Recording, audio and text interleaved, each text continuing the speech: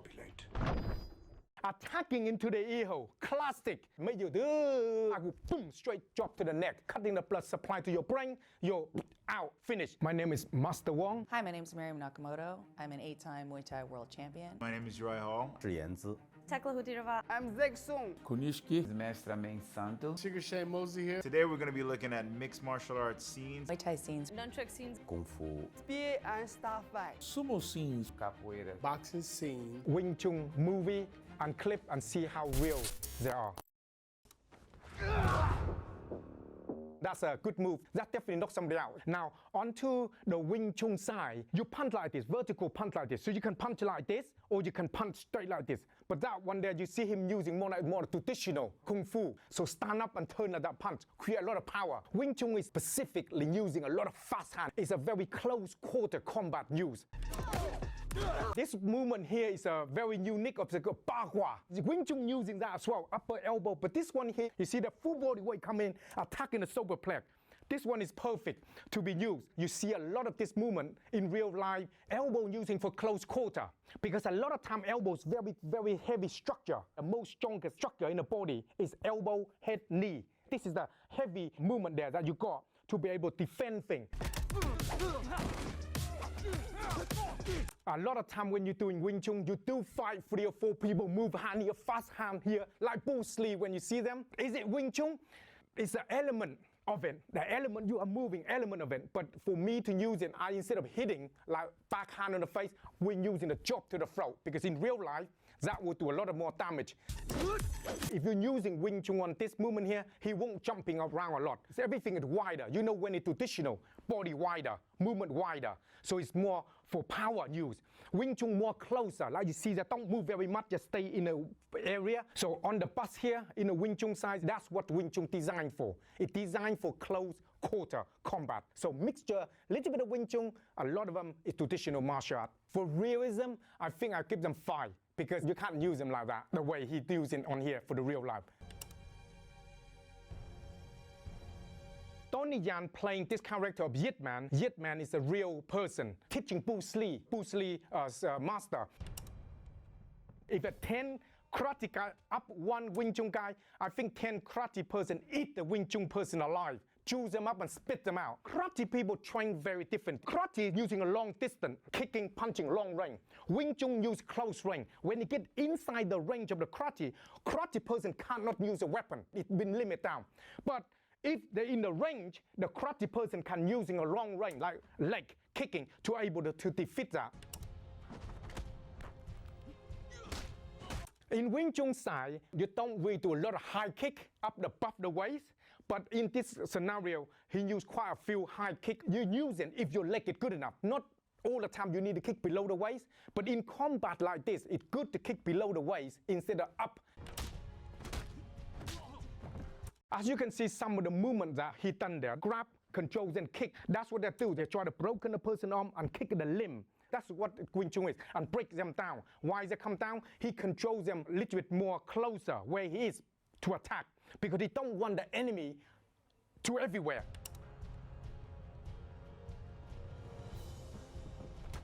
You sit there and watching him and say, why is them people standing there waiting for their turn? If I'm in real life, my friend getting beat up, I will stand there, hold on, is it my turn yet? No, I won't give him a chance to elbow my friend to the back. But this is a movie. Classic Wing Chun, grab them, control them, move them, shield them. Soon as you shield them, somebody come along, you move them other side, you move them where you want them, and then you can deal with more than one person. That kind of 1,000 while he's slow motion falling down for you to keep bombard them, it's good for movie. Reality time, no, chasing after him, you might fall over at the same time. While he's doing this kind of movement, your body not grounded enough because you're off balance. You're not standing up, you're moving forward. All he need to do, the karate guy, kick up his butt and he fall over. It have to be grounded and controlled, because when you're high, they're low. When they're low, they got more strength. Now, sometimes you ask yourself, while you're down there to 1,000 punch somebody's face, is it overdo it? Yes, it's overdo it. I think the biggest myth movie show about Wing Chun on the fighting side, they portray that Wing Chun need to do 1,000 different moves before somebody get hurt. In real life, should be one hit, one kill. For the movie side, it's good. In real life, it's not that great. So I just say round about 7 out of 10. Classic Wing Chun movement on there. It's like ready to fight, you know. In Wing Chun side, you need to understand that the yin and the yang, hard and soft. You need to be able to blend them. When your opponent's soft, you need to be hard because then you're able to defend them. So the attack coming in hard, you need to be soft to deflect them. That's a very classic Wing Chun movement as well. So you got choice when you work in this kind of movement there. If they fend, you control them. If they foul, you just squeeze. Broken. Wound pipe. Finish. If you're in a fight and somebody suddenly grab you, the best thing to do is chop your chin like this. Because you deflect and then step back. That will be attacking the joint. Then it loose. Then from there, using your body, you could rip the hand and then you continue your attack. Who's got the upper hand now? See he done there? Oh, he done there. Because your arm like this, where you squeeze in, you're not able to got any energy. And then because you don't have energy, you can't break out. But he just sweep off. Because he's the god, he can't able to perform like that. How you get out of this movement there? So in the Wing Chun style, you see a lot of movement like this. The flex your muscle, flex your wing, so he can't grab hold of you. If I flex like this, my hand will become inside, and I will grab hold of his hand. I will give him few elbow to the face, few elbow to his body, and I will give them the kick to get rid of him. So on this one here, I like the cartoon. It's interesting. In reality, tell me, some of the movement you can use, and some of you can't use. I will give this movie here about 4. First, distract target. Then block his blind jab.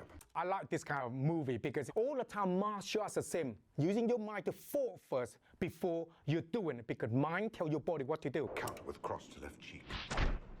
Attacking to the temple is a very good classic Wing Chun straight punch there. I like that. But attacking temple is a little bit harder to able to hit because it's small. If you move like this, it miss. Really attacking right along here is a lot more better. Discombobulate. Attacking into the ear hole, classic. Make you do. So that's why he do this way. Boom. So he can't hear anything anymore. For me to using this movement, instead of attacking like this, I will boom, straight drop to the neck, cutting the blood supply to your brain. You're out, finish. Wild haymaker. Employ elbow block.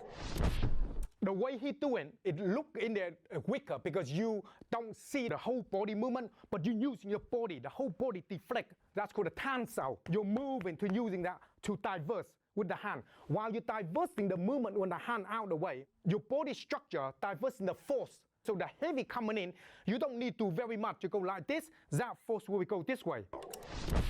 And body shot. Move like this, straight up, classic boxing movement. Wing Chun using that? Yes, but they don't move the way they move, like more like classic boxing. The Wing Chun more like tilt on the side a bit more and come up using Cham Kyu. That's where the second level of the Wing Chun is at Cham Kyu, using a lot of punching. They use attacking a lot of organ, rib cage here, throat area. So that's a very classic movement. Feral left. The movement there, the hand coming in, a little bit weak. If you up like this, if it drop, that will land your rib cage. Yes, that might land your elbow, but you got to make sure the wing block. The block on the hand, you need to chop the hand right down to able to cover your length of the rib cage. Otherwise, solid home going to get broken rib cage. Weaken right jaw. That elbow coming in is very weak. You can't elbow like this to get any power. Doesn't matter how good you are. Your elbow have to be locked. Body in line, whole body turn, lock. So that way you can control it more. Whole body movement. Heel kick to diaphragm. This part here, heel kick coming in, classic Wing Chun, they're using the heel because the idea is long, solid, like the punch, solid, like the elbow, solid. For me to using this kind of movement in this situation, I won't want to use in the heel kick. You have to be able to move right in to reach, to get the heel kick because your whole leg got to be straight like this to be able to kick like that. It's hard to use. Reality team is the point kick coming in. Directly, your toe pointed into the diaphragm, onto the solar plex, that would do the same damage, even worse. For Robert Downey Jr., he's been training on the Wing Chun for a while. Is it able to execute the movement well? Now, if I say not good, that's not going to be nice. And if I say good, that I lie to myself. I say average out of 10, I think I'll give this about 4.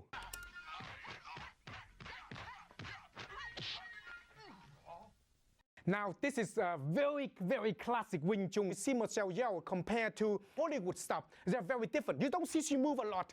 So the classic Wing Chun is you don't move around a lot. You're using your hand to defending your vision of a 300 degree.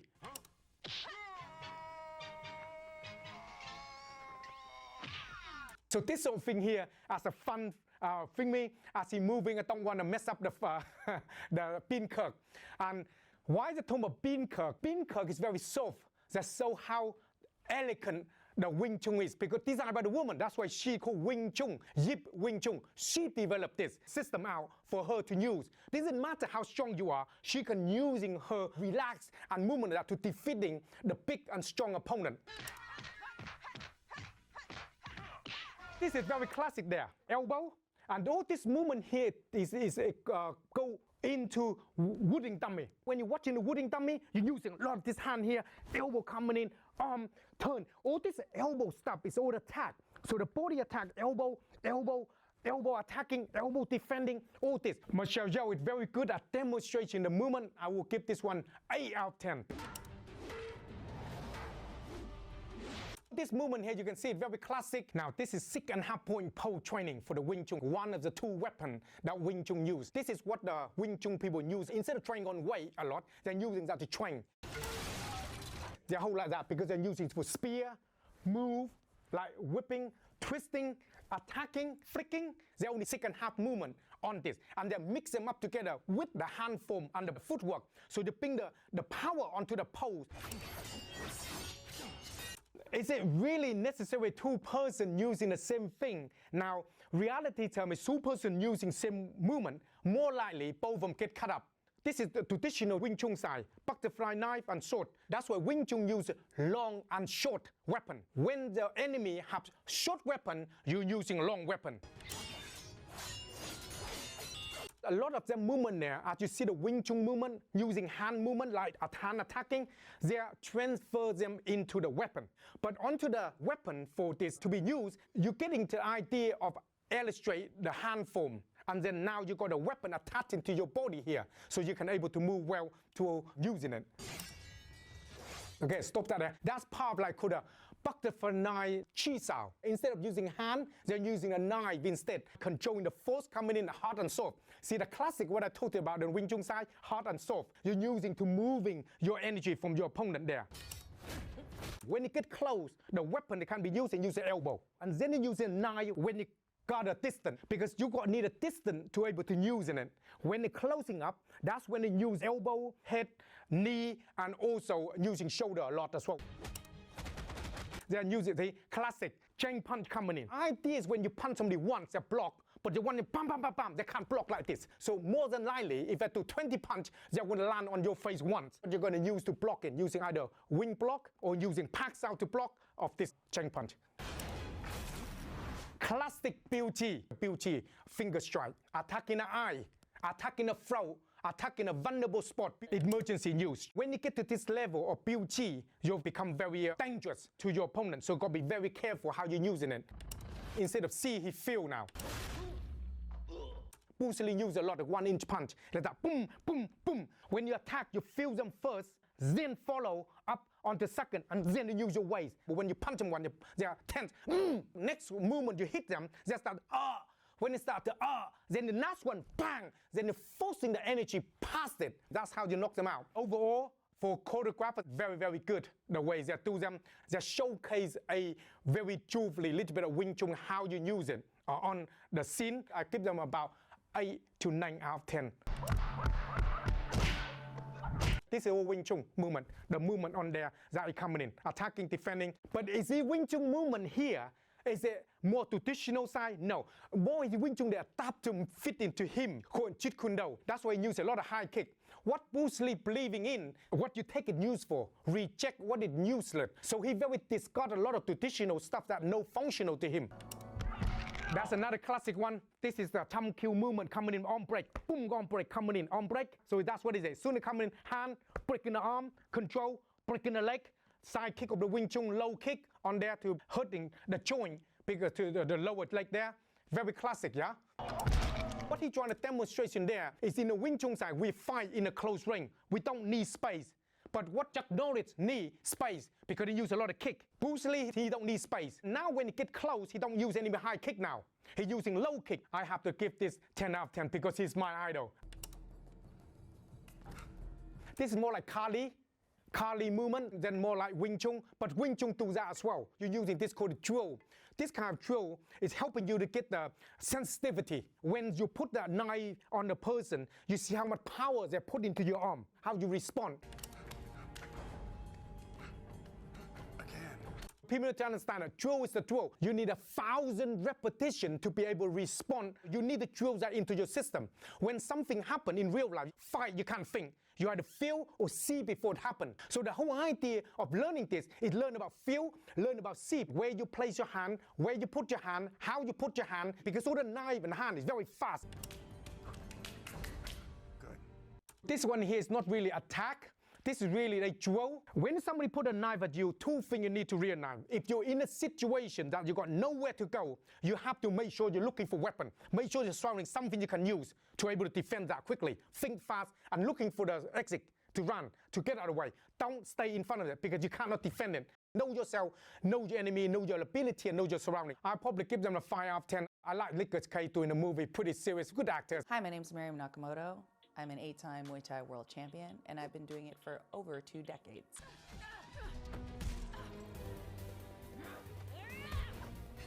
Her form is great on those elbows. So elbows is the shortest range weapon of a Muay Thai fight. There's a up elbow, and then there's round elbows, and then there's like a tomahawk elbow, and then there's spike elbows too. So what she's doing in this scene is a spike elbow. In a Muay Thai fight, I would not elbow anywhere but the head, because if you're elbowing somewhere else, that means your head is down where there's like a lot of danger. So that was very, very, very realistic. That, no, but that's not Muay Thai. What Muay Thai is you take a boxing match, and then you add not only punches, but you add in kicks. And not only kicks, you can also elbow, knee, and standing grappling. That kick is awesome. I need to learn that. The spinning kick looked correct. It's not common. You wouldn't see that very often in a Muay Thai fight. Usually you just see round kick, you see the foot jabs, you see the low kick, a question mark kick where it comes up here and then it goes around. Well, I'll say 8 out of 10 just because that whole jumping up on the shoulders thing and flinging yourself down is like, no, that's not gonna happen. But everything else looked great. That tree, I think that's doable. But in America, that is not common. People do kick tires, not full blast, but just kind of repetitive stress, or they'll kick really heavy, hard bags. I would kick really hard Thai pads, or you could kick a banana tree. It's absolutely 100% realistic and vital to condition your shins. Shin is your shield. You block kicks with your shins, you apply damage with your shins, but he keeps pointing his toes. There he is, pointing his toes some more. We don't do the toe pointing thing. Because as a Muay Thai kick, you want to cut them in half. As you point your toes, you actually end up kind of putting some force that way instead of going this way. It would kind of take some of your energy away from your target. People do a lot of pull conditioning now. You could work on your breath for sure. You could work on lung capacity. I think that would be valuable. You need body conditioning. You want to be dense, you want to be durable. If you go into a Muay Thai gym and the coach tries to string you up like that, get the out of there as quickly as possible. Flexibility is important. You could like just lay on your back with your legs open, facing up in the wall, or you can have someone like push down. When you do a butterfly stretch, they push down on your thighs and you like try to close them.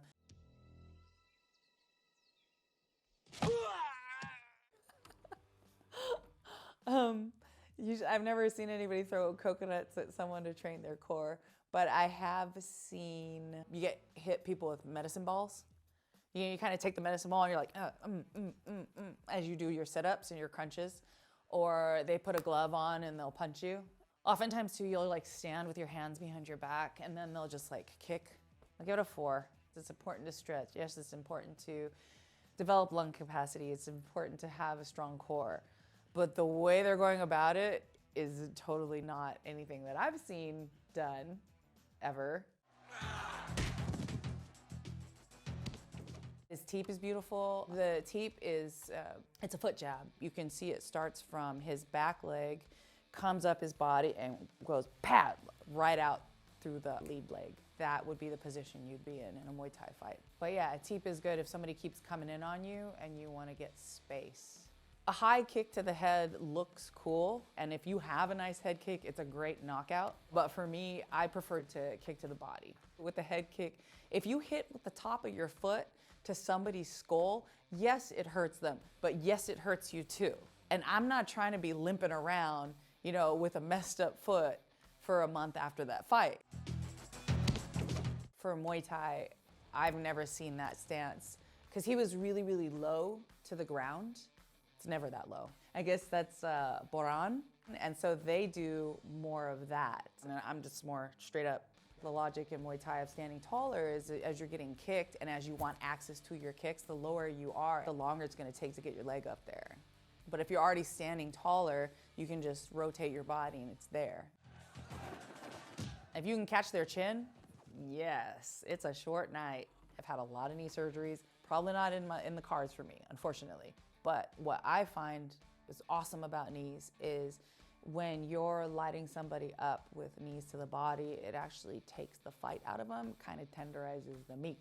And his form is perfect in his knees. By rotating the femur in, then your lower half of your leg and your foot goes kind of outward. Then you point your toes and it creates a much more lancing effect. And you can also get more range on your knee too, which keeps you further away from danger as you're implementing damage. So those punches were terrible, but it's a stunt scene. I did one stunt scene and I was like, oh, this is not even real at all. For film, you'd want to take it out and around so you can really like see it and sell it. But when you're actually fighting, you want to just keep it tight to your body. Don't want to lift your elbow, just want to rotate, just disguise it. Because the more you have a tell, the more your opponent sees it and they can prepare for that. That is accurate. The knee shield, keeping somebody off you, that is definitely a legitimate thing to get space.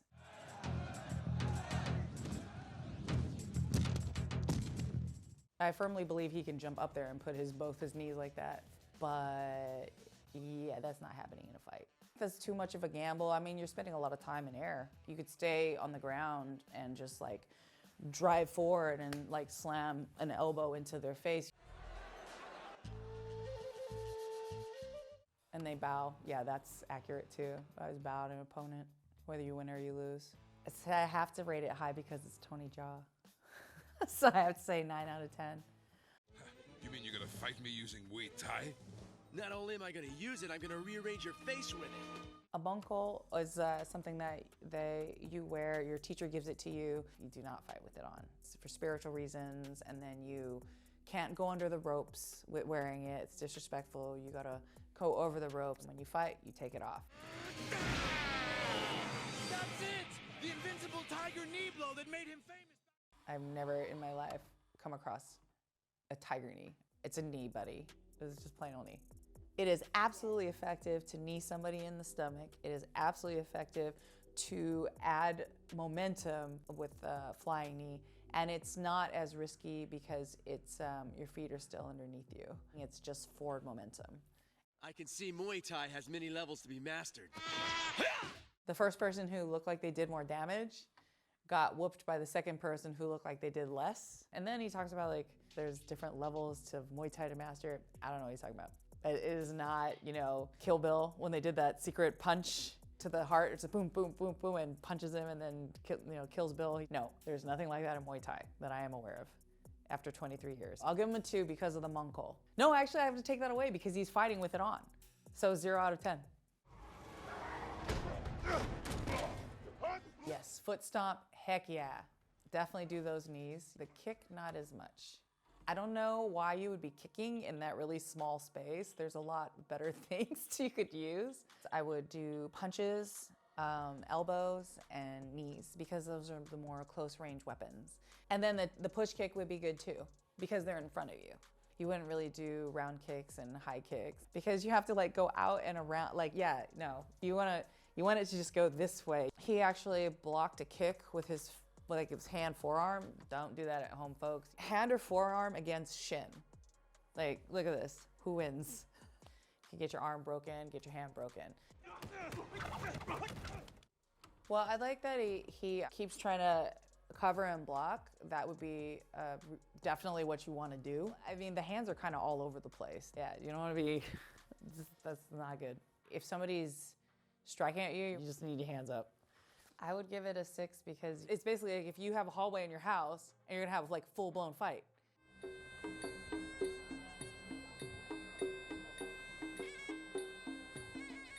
So what they're doing is they're doing the Wai Kru or Ramui, and they have the Mongols on, and it's a spiritual dance. They're definitely doing that correctly, but so it's hard to say. Every school has a different dance specific to their school.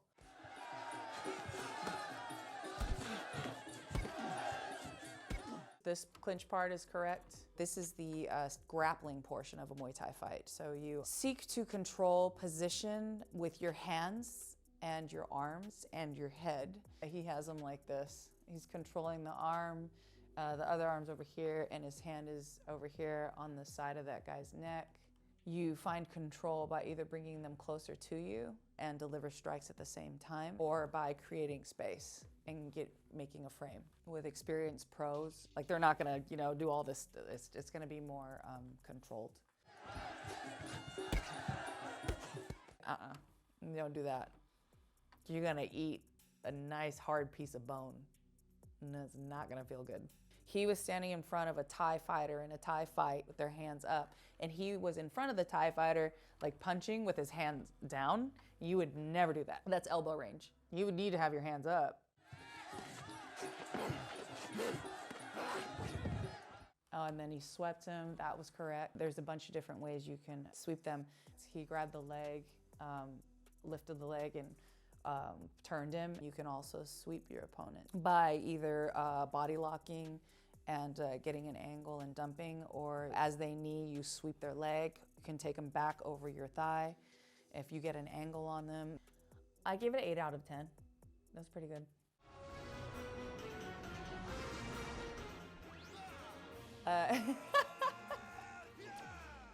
Yeah, this is totally not realistic. I'm just here for that outfit. The performer is doing elbows and they're elbowing like this. The thing with elbows is if you're in elbow range and you're elbowing, they have elbows too. So you never want to throw an elbow with the other hand down, because you'll be cut open. That kick was really silly. He's just spinning around, lifting the leg up. But it's like, even with a punch, it's not just about this. It's kicking is not just lifting the leg. It starts with your foot connection to the ground and the rotation of your foot. And it's like your foot, your ankle, your knee, then your hip. And then the last bit is this. And so the same thing with a Muay Thai kick. If you want to kick with the right side, it starts with the left side of your body. Actually, you want to rotate the opposite side of your body to sling the kick. And then the leg comes after. I know that it's stunts and you have to kind of cheat it, but you still can like make it so it looks right instead of kind of flailing. 2 out of 10. That was like all completely off. Hi, my name is Uriah Hall. I'm a UFC fighter. My background is boxing, kickboxing, Kyokushinkai karate. I know wrestling and jiu-jitsu.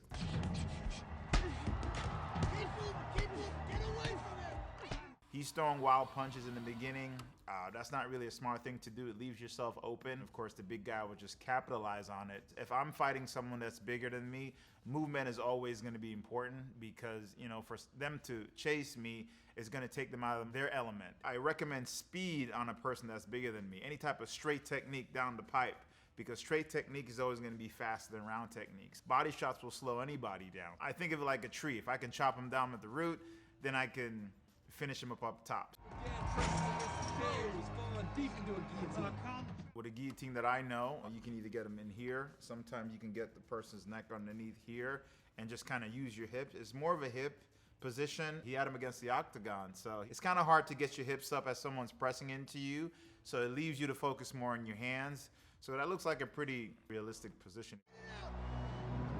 I'm looking for a way out. He's way too small to pull off that move. If someone has your neck here, that's the natural defense to kind of put your hand over. So naturally what you have to do is go lower to let the person roll underneath you. But it's hard to pick the person up. Guillotine and toss go. So the ground stuff looks pretty good. A little dramatic. If he's turning around to get that arm bar, he's stepping around like that. That's too much space. That person could just rip their arm out easily. Because in grappling, you gotta stay tight, very close, you know? There's none of this. The thing that I notice a lot with mixed martial arts or martial arts film, they want that big dramatic effect. Oh my God, this is happening.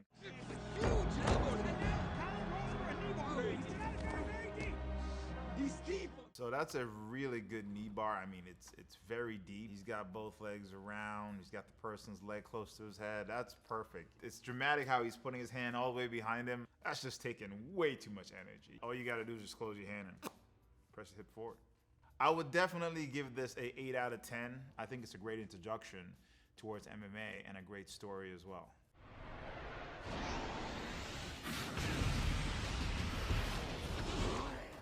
I love this. What he's doing right now, he's throwing that big right hand, you know, and he's throwing that right hand as well. He slips under. That's one of the most coolest thing you can do to grab someone to submit them. The person is choking you with their arm on one side, and you're choking yourself with your arm on one side right here. So if you get your arm here, that's gonna close my arteries a little bit, right? And then no blood's gonna go to the brain, and then I'm gonna pass out.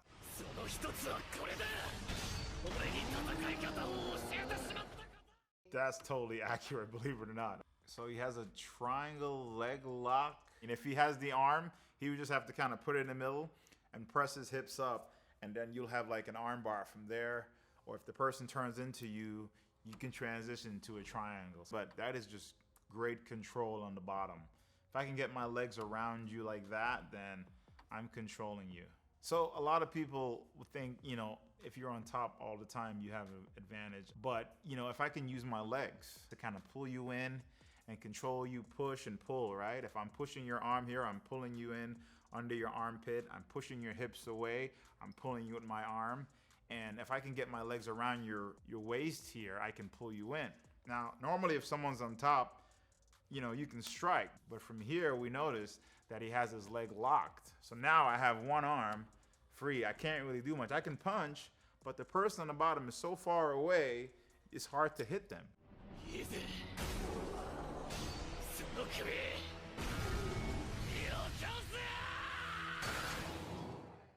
This is textbook. This is perfect. If anyone double legs you, that's a natural defense. When someone grabs into your legs, their head is gonna be exposed. Now, granted, when you do attack someone, your head should be up a little bit, right? And that will make it a little harder, but even then, you're still at risk. So I think what Aaron did right away, he just locked in the guillotine and locked the arms in, and you notice he locked his leg. So now it's even harder for this guy to get out. I mean, this is just perfect. This blows me away. This is 10 out of 10. I need to watch this.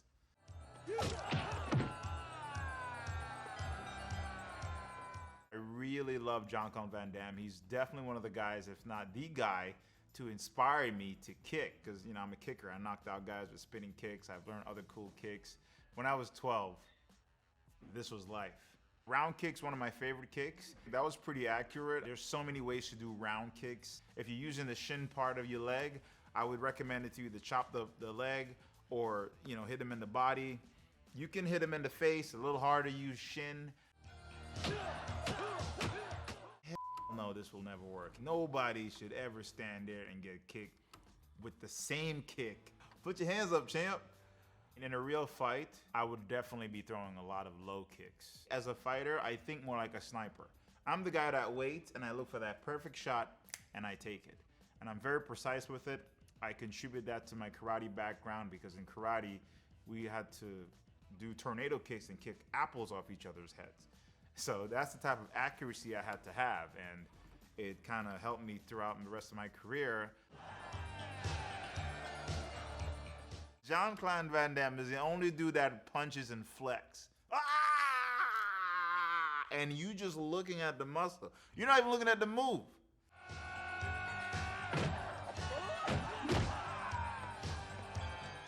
That's where I got that kick from. The spinning hook kick. So many ways to do this kick. What Jean-Claude Van Damme just did right there is an extension of his leg. The further that leg is out, you know, the more whip it's gonna have, the stronger it's gonna be. When I did this kick to knock out my opponent on The Ultimate Fighter, I chambered my leg.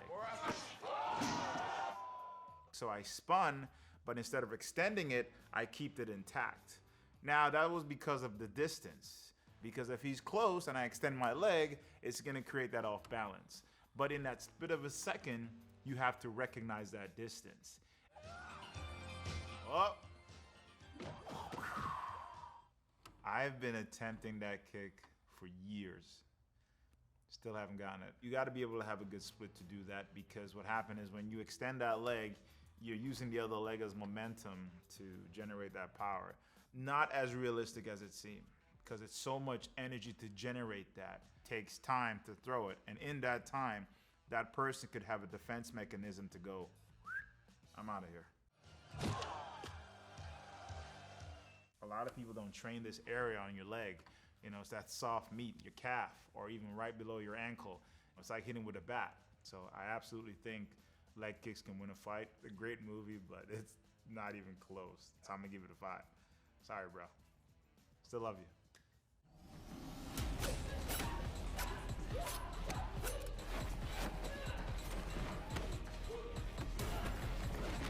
As you see, Keanu is just evading, and that's one of the key things too.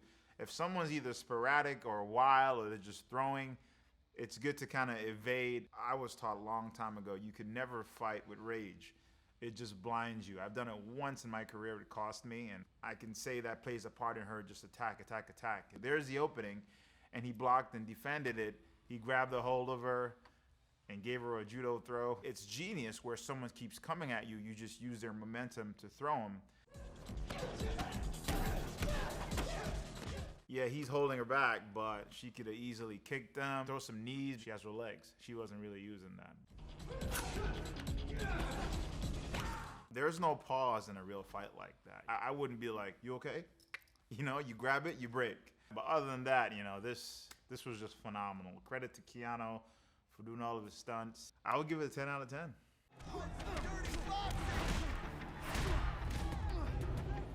There's definitely some funny moments. And as a dynamic striker, one of the key things I always look for is how to perfect your technique. And any type of swinging motions like this is usually an act of desperation, or usually I'm out of my element. But we'll give it to him because dramatic effect. Dirty boxing is more than that. It's not just punching. My head is in your face. I'm pushing you. It's uncomfortable. It's just so uncomfortable that you just want it to stop. You can't breathe. You can't fight the way you want to fight. A very, very genius move, but if you don't know how to get out of dirty boxing, then you fall victim. Definitely not a crowd favorite here. When homeboy fell, no one just falls and hold their legs. If you fall in MMA longer for more than 2 or 3 seconds, that is considered almost like a knockout. If I have a hurt leg, I'm not gonna show you I have a hurt leg. I'm probably gonna kick you with that hurt leg, because the moment my opponent recognizes that, he's gonna exploit it. Granted, I think what this movie is some underground fighting, so there's no rule apply. But in the real UFC, refs will see that. Shot! Epstein's in trouble! I love the jiu-jitsu part on the floor. I love how they were just back and forth, because that's jiu-jitsu. You're back, you're forward. One move doesn't work, you go to the next. You create chain moves from how they were doing transitions to one move to the next. Shows that they have an idea of what's going on. I think he's turning into a omoplata. Another common move. It's so hard to get out of, you know. It's one of those moves where you're stuck, and if you don't really know how to get out of it, you can get hurt. So for me, I'm not the best grappler in the world. So if I get there, I know how to get out and how to maneuver myself to get back to my strong suits. What I would naturally try to do is roll over. If you notice, the person is going to stop you automatically from rolling over. And this is just one of those positions where it's a stalemate, where it's like, all right, who's going to impose the will to either keep the person down or get out? That shoulder! I noticed he finished him at the end. I'm a strong person. If someone gets me in an omoplata, I don't see someone finishing me by pressing down so hard it'll pull my shoulder out. I'm speaking for myself. I would give this a 9 out of 10. The jiu-jitsu part here was really well done, I think.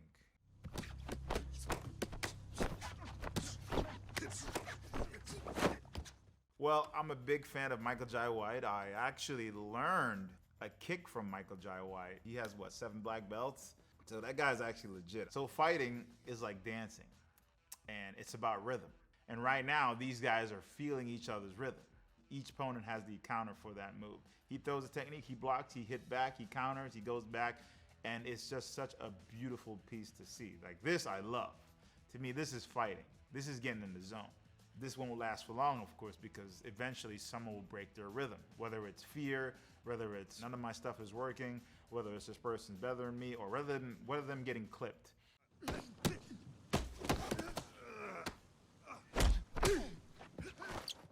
So what we're seeing right now is him getting kind of a cross choke from behind. If his body was more attached to Michael Jai White, it would have been a little stronger, but his upper body's more here, so he's not latched on properly. So that helps Michael Jai White gets out of that move a little easier. I love this whole, my hand is up, I kick you low and I come back high. I do it all the time. I don't do a back fist, I more do a jab, but this is Michael Jai White we're talking about.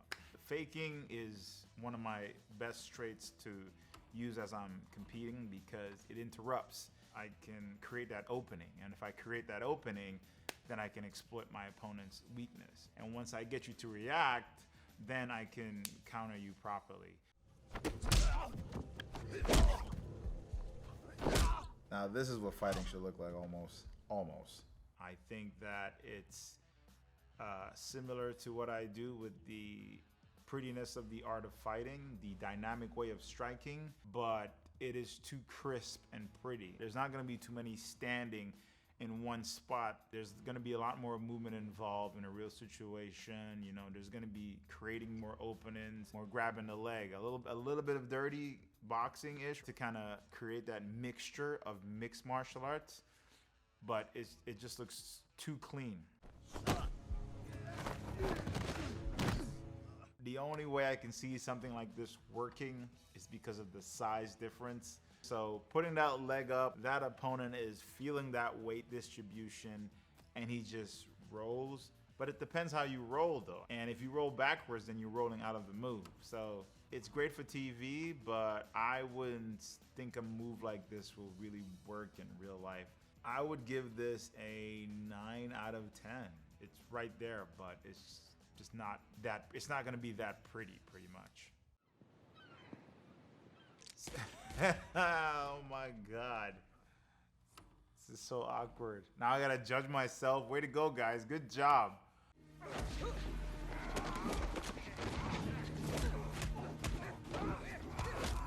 Yeah, this was a cool scene, man. I got to work with one of the best. But I think from what I've learned from acting is that a lot of times when you throw those punches that way, it's not just straight to your face. Depending on the camera angle, it's gonna look very good for TV. But for the untrained eye, it's like, wow. But for the rest of the OG, it's like, what?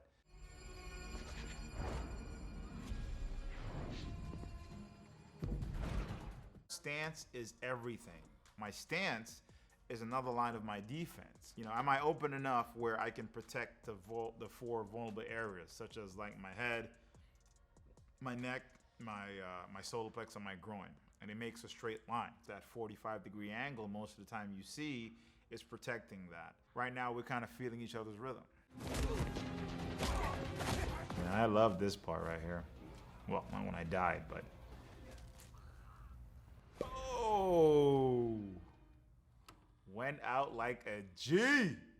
I mean, you would have to be very accurate to kick someone like that because your kicks are naturally heavier than your arms. Plus my chin is a little closer, it's protecting that. But for this scene, you know, he didn't kick me in the neck. We actually took his shoe and someone put their fist and put it at my neck to make it look like a kick. Movies, man, movies. All right, I gotta keep it real with myself.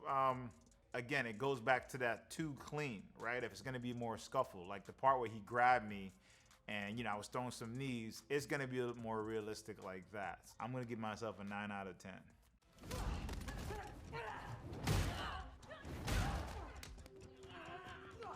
Using the environment in close quarters like that, just tossing each other, bouncing off of it. I feel like this is a real fight. When someone grabs your throat, what a lot of people don't realize is that you're stronger up here, but as you go down, you're weaker.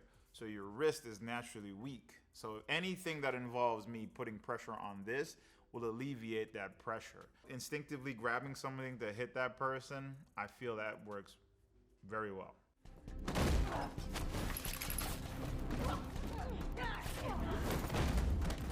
Using the plates, using the curtains, using anything they can find. So I rated 10 out of 10 because it's the closest thing to a realistic fight on the street or in a house. Jesse's got the timing down. Now can she control right here? This, red flags. You don't want to turn away, of course. You turn away, you're giving up your back, and you get rear naked choke. Just like we saw from the other cartoon, you want your legs wrapped around the person. So what I'm supposed to do is push my hips back, bring my knee in, and then try to wrap my leg around the person. But she has one knee up, which means it's hard for the person to cross over. So that's a natural defense. Side control position, looking to get to the mount. She's there. She's there. Full mount. So if you're in that position, you never want to step over. Remember what I said about grappling being like this? If she steps over, that creates space. And if anyone sees that on the bottom, they're gonna push and get their leg wrapped. You wanna slide your knee across their stomach like this. So my knee is gonna be crossing over to get the mount position.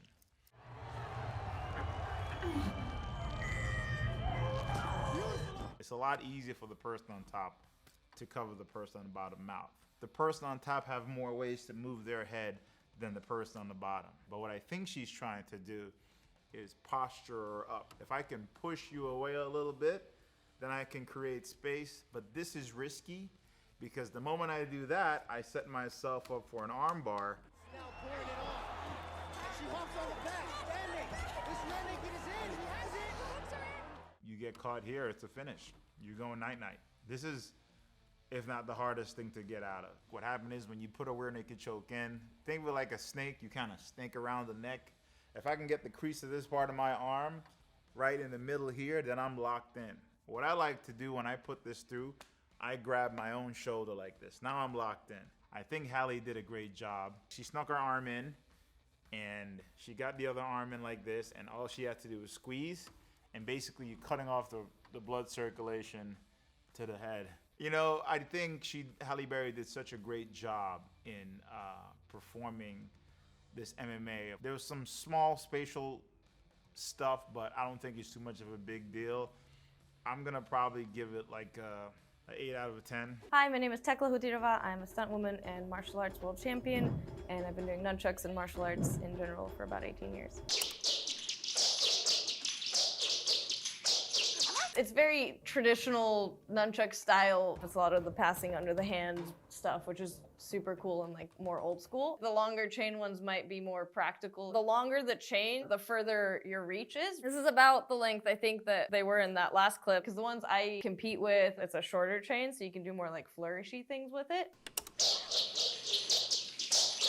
Not only did he hold it normal grip, which is your thumb facing the chain pretty much, but whenever he switched his hands, he had them backwards a few times. You don't see that often.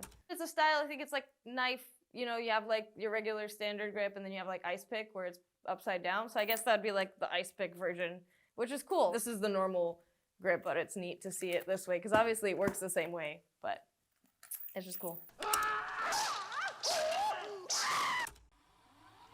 You don't have to start under the armpit. I think that's another just traditional move. They usually like spin it, catch it under the armpit, and then shoot it back out again. And I think maybe that's more of a sneaky way to do it as opposed to like being loaded here, right? You're here and then everyone's like, oh, there's no way. And then like traditional weapons especially come from like farm tools. This was just for like smacking grain out of hay and like wheat and stuff. And then someone's like, this works on grain. I wonder what it'll do to someone's face. I can't rate Bruce Lee, 10. All right, maybe 9 because he showed off for way too long.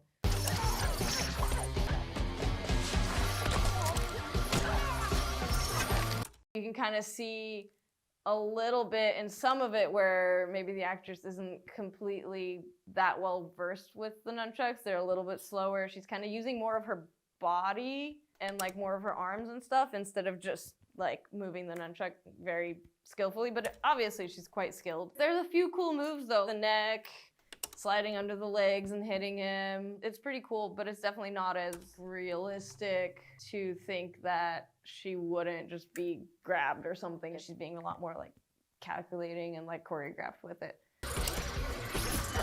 The last move where she like puts it on her foot and kicks it, I've seen actually like done in forms. So I'd say like 7, but I still love it.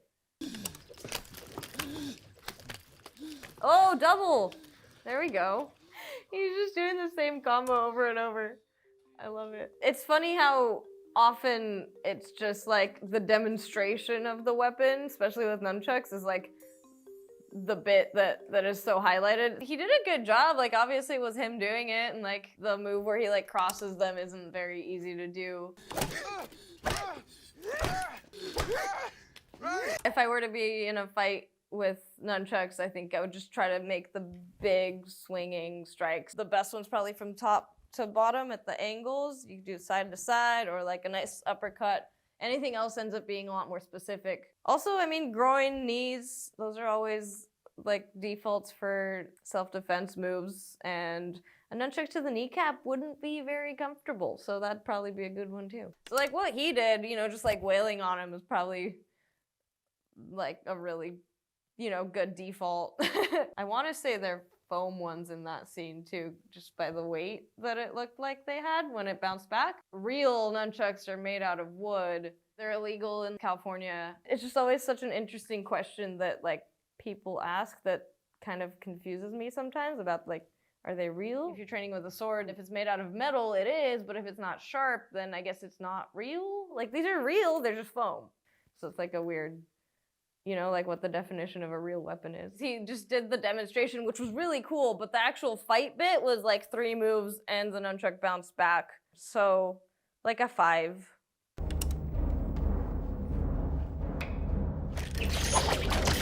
Yes, concealed carry nunchucks. So cool. I've been known to just keep them in a backpack or a purse because I forgot that they're there. So they are very like concealable. Whew. That's dope. I love that he used it to take on a bunch of people surrounding him, because I feel like that's probably the best use of it. Just because if you spin around fast enough, like people aren't going to want to attack you. I think that is a really good use of a flaily weapon. Like if he had a stick, someone might grab it, like disarm him, or you know, like it's an easier thing to catch when it's like one stick, but when it's a nunchuck, like it's terrifying. It's scary for the person wielding it, much less someone in front. Those swords are made really well because they're like layered bits of bamboo together. I think it would have to be a really like perfect storm for that to actually happen, seeing as how like these aren't very sharp. But it's Donnie Yen, so you know, like it's possible. If they wanted to swarm him, they could have like beaten him, but I think it's a really good way to capture the like efficiency and the use of the actual weapon. So I don't know, 9? A fellow checker, eh?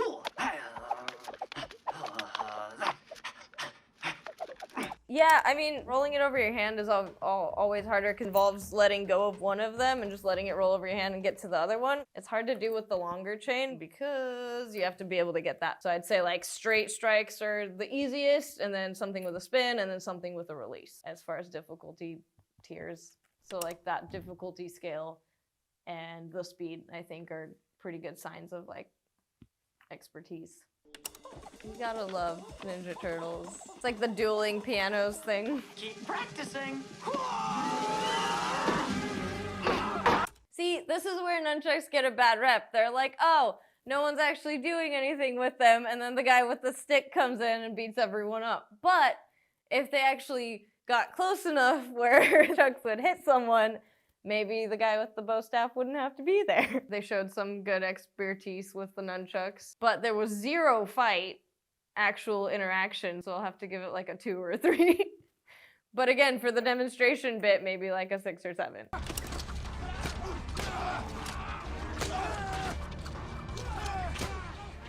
Ooh, pass around the back. Nice. Again, with this, you see a lot of just straight strikes, not so much fancy stuff when you're actually interacting with people, with which, again, like it's the diagonal strikes, the sideways ones, upwards. Hitting the guy out of the air was probably the least practical thing. I still liked Donnie Yen's version better with like everyone attacking at once, because again, this was a little more choreographed where like all the bad guys come in at their designated time, which is plausible, you know, of course, but I think if you're a mob trying to end up hurting someone, you just like go like 1, 2, 3, let's go!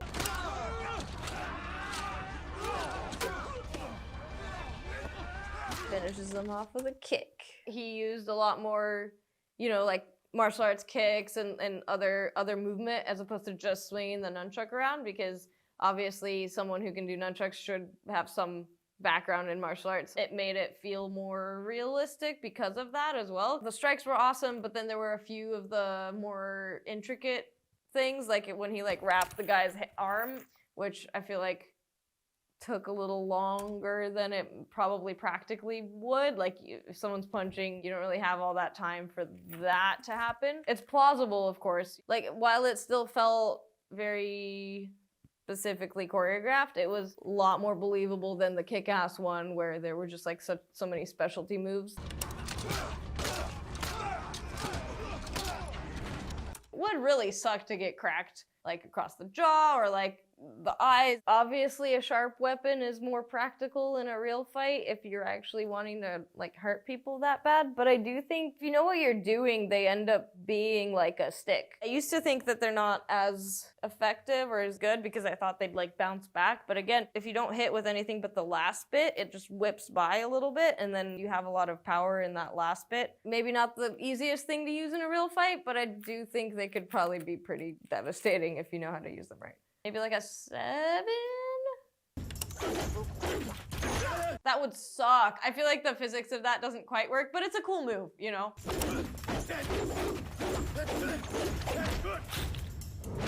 I liked the Bruce Lee character dodging. He's very skilled to dodge that close to the nunchucks, but I liked him stepping offline and like punching the guy and taking the nunchucks, which is what you want to do with disarming a weapon of any sort, right? Like you want to kind of get in past it and get past the like that end where the most power is.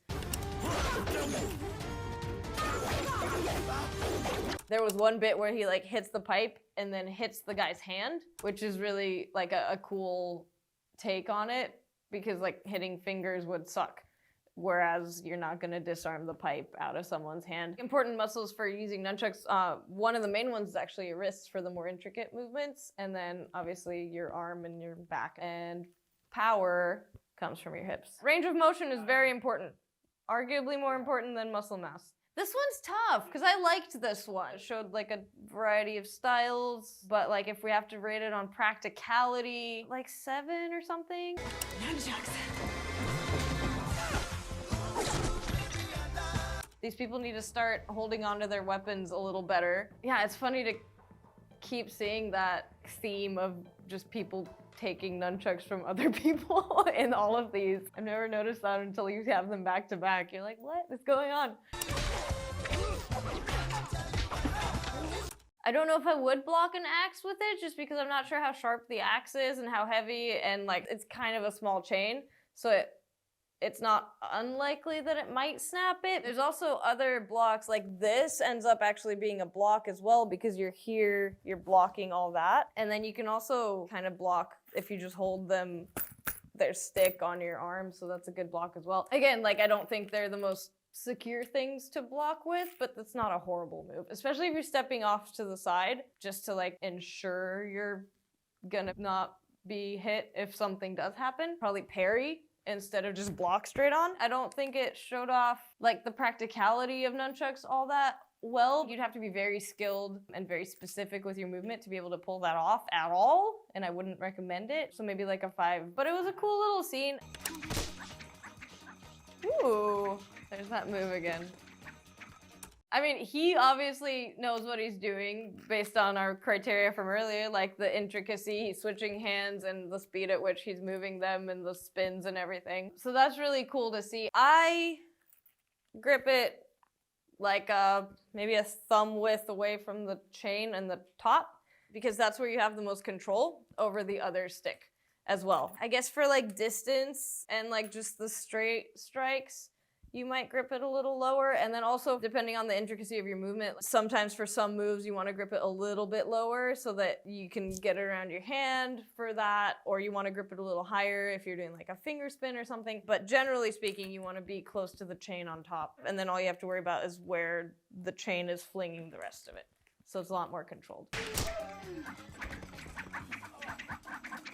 I don't do the like eyes fluttering thing. It is kind of indicative of not knowing the distance and like location of the nunchucks or any weapon really. Like I think people do that with bow staff and sword and stuff as well, even if it's just foam. Like if I throw it and lose track of it, then I do that. Obviously, but I do know where they're going most of the time, but you definitely hit yourself quite a bit, especially at first when you're still learning and if you're not being smooth. A lot of times it's like funny bone, which is fantastic. Back of the head, which I'm not even sure how that gets there, but that's a good one. Also makes a really good sound. They're definitely special, but I've never like knocked myself out with them or like anything horrible. So practicality wise, I mean like probably like the 4 or 5 again, just cause like some of the strikes didn't look like they hit exactly. Oh, this is the quintessential scene. I can't rag on this. Canceled immediately. I like how, I feel like it is realistic how few times they hit each other with them and how much more it is kind of like a distraction. Like that first move he did like briefly just like a distraction move and then kicks him in the like the ankle to throw him off. So like that stuff's more practical, I think. It felt maybe not like gritty realistic, but it did feel realistic within like if you're sparring with someone, you're gonna show off your moves and everything and like kind of like test the waters and the distance, which they were doing a lot during the like demonstration periods and just kind of showing off very simple straight across strikes, which would work. But yeah, I think that's one of the best ones we've seen for sure. I'd say that's the 10.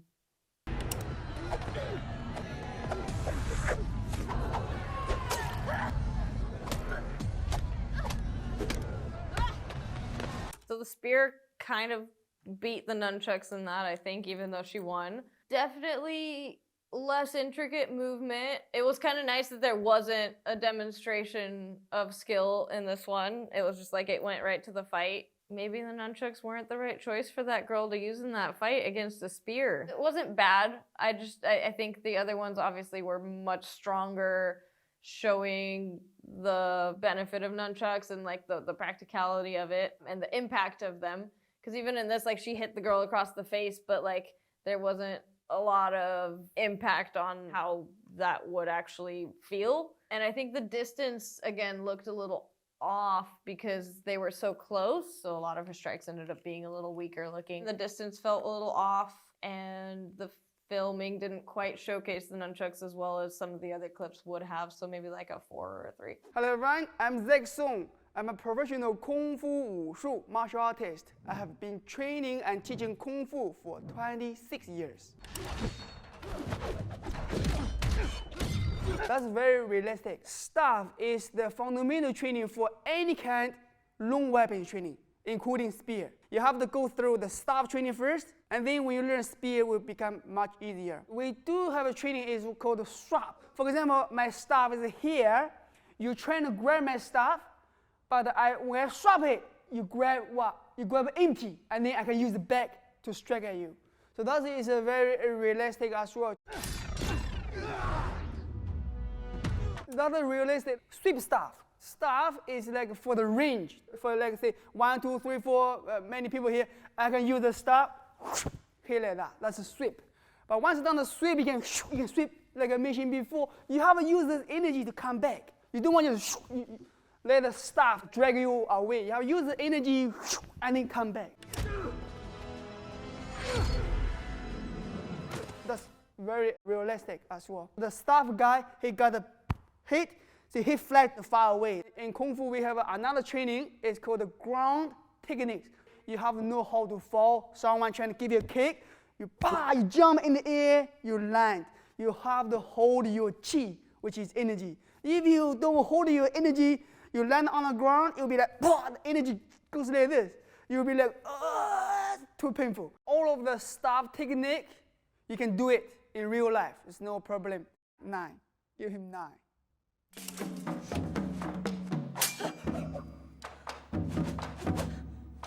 That's very good choreography, very advanced. Spear is one of the challenging weapons. It's like a dragon. Dragon is flexible, soft, and at the same time, with power as well.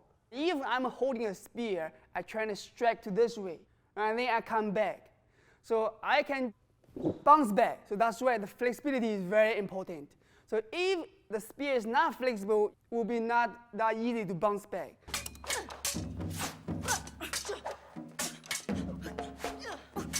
If you're very good with the Kung Fu, you can do like this. No problem at all. I'm holding a spear. This is called line, which is block. Someone trying to step at me, with the sword, I block, I take control, and then I step. In the situation, you don't know what's going to happen. If someone uses a sword, try to chop at your head, the circle still do the same, but bigger. They block, and they take control and step. You can move around. For the martial art, for Kung Fu, you can do that move. Even in the real situation, you can do the chop like that. That's no problem. Very common. Any kind of weapons, you break it, is normally very common. The spear we use, even the wooden one, they made it by white wax wood. It's very flexible. But like a plant, you have to water it. It will become dry out, which means there's no juice left inside. It will be very difficult to bounce. You want to bounce back, so you have to do the maintenance. Use too much power, it will just break. Crouching tiger, headed dragon, pain.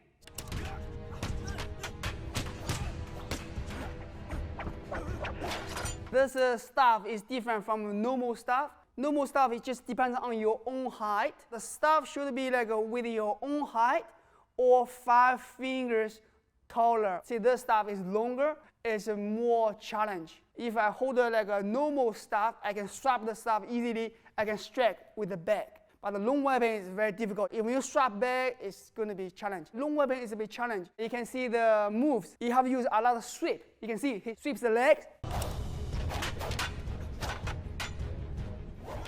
That's very good choreography. Also, the staff is very flexible. He uses this flexibility to bounce back to hit another opponent. He does this, the circle like spear. He combines some spear move as well. It's like you combine everything together. 2 versus 1 is very common, so we do this kind of training. Once you're good at 1 versus 1, 2 versus 1, and then you can 1 versus many, depends on you. If you're good at it, you can do like that. There's no problem.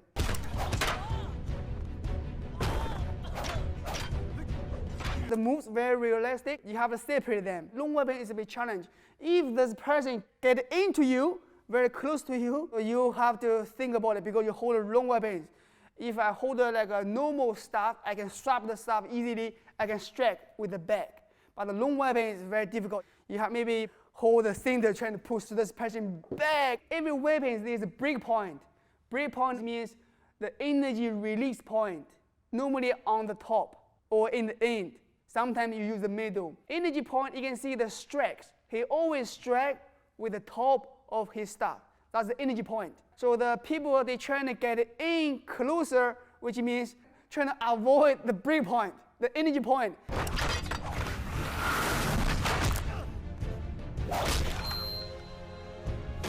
It's realistic in the combat, but in the movie, they want to make it look cool. They have to exaggerate the moves. They do have some pressure points. He used this energy to bounce back, to hit. If you hit here with the power, you do get someone knocked over. Yeah, you just knock over. Give this move 10 as well. The movement is good. 2 versus 1. The one person is using staff technique. you can turn back. Even my opponent in the back, you can feel behind. I focus here. I know someone maybe use this side, you can see in the back, you can hold your staff in the back. And then, because I hold it back, someone trying to strike at me, my staff will block it. I can use it to come back to strike. You have to be very versatile and flexible in a real combat. There's no specific rules or steps.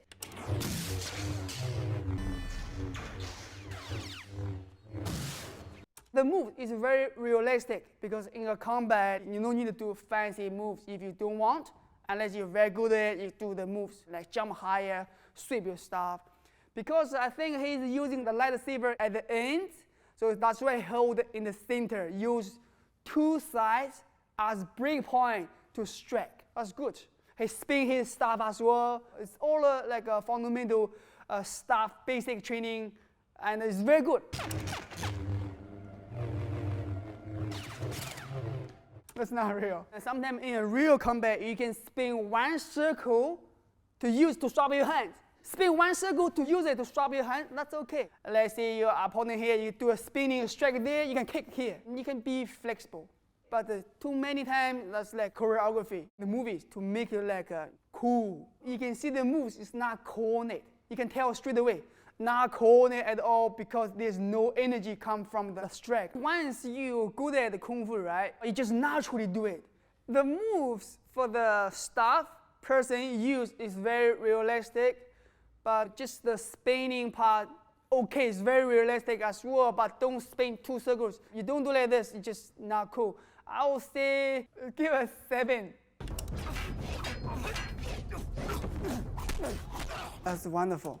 Jet Li uses a lot of moves. See, block. That's a basic move for the spear. Block, control, and step. If I'm holding a spear, I look at the opportunities. I watch carefully at the opponent. If he make a strike, a sword coming, not here yet, you can block. And then you do the next. You react to it. You do the next move. If you're good at that, you can use that. Talk about the flips. If you know how to flow with the energy, it's not tiring, you'll not get injured. Unless you do more over and over, of course you get tired. For some people, they don't know how to do it, they do one, they'll be like exhausted. I love all of his moves because it's very good, it's very flow. That's Wushu, he trained Wushu as well. You can see Wushu is more like flexible flow and also break points. And fast as well. And in Kung Fu, we see not just physical, it's the spirit as well. In Kung Fu, we see Jing, Qi, Shen together, combine together as one. You hold your staff or you hold a spear. Together, the movement will be different, alive. That's very good, very good. So the Mandarin for spear is called Qiang. The red thing, you think about my hand is Qiang. That one is for traditionally, if I do like this, do a circle to confuse someone. If I do like this, if I do faster, you probably get confused and then step at you. You don't know. I try to confuse you and behind strike like that. So that's like a normal spear height. But it's longer than the stop. But in a real situation, that is possible. Some people use the staff to sweep at you or spear, they are the same. If you use too much power, you hit your leg, you can do like that. If you hit very hard. Our rate for this will be 10. See, Jet Li's move is just flow, very advanced. In Kung Fu Wushu training, we do have this.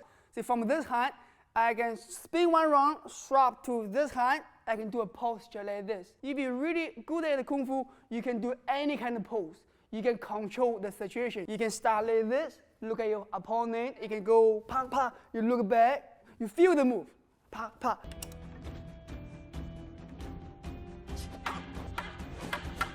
It's not Kung Fu Wushu training. You can tell Kung Fu martial artists will require flow and smooth, coordination, flexibility, everything together. And footwork, it needs to be light. You can see the differences, right? You already see it. So when you do the moves, such as the beginning, the sword move that's the man doing at first, some modern days actor and actress, they can learn the moves, but They cannot learn the internal part, which is the feeling, the spirit inside.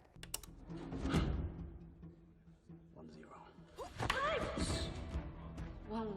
That's very important in the training. You have to know how to control your power. In the sparring training, even though we punch, I can use full energy, but I control to not let my training partner to get hurt. I can go this, I know here to stop. I don't go past that break point. The break point, I say break point, energy release point. They don't go, they go past your opponent before I get injured.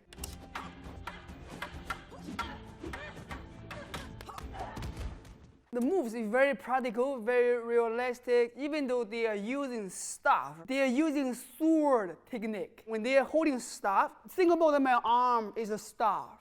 But this move, right? This move, hold the staff, is a sword technique, like a fundamental move to make sure your wrist become flexible. You can use it as chop and then do like this. Also combine some staff technique as well, such as sweep. And this is chop, a sword chop. The combat choreography very practical. The combat, the camera moving always make me a little bit dizzy to watch. Let's say 8.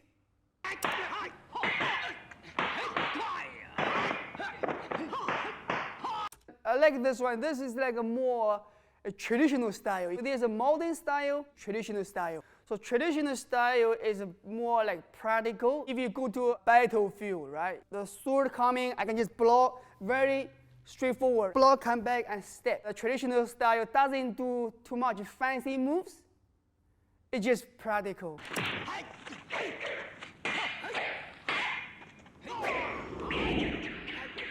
That's very realistic. In the combat, you really need to do like that. Truancy is like practice spear. You can combine your kicks, combine your flying kicks together, right? Kung Fu is a holistic training. If you want to master one thing, you have to holistic training. You have to do the kicks training. You have to do the stances training. You can see the spear, they have a stances training.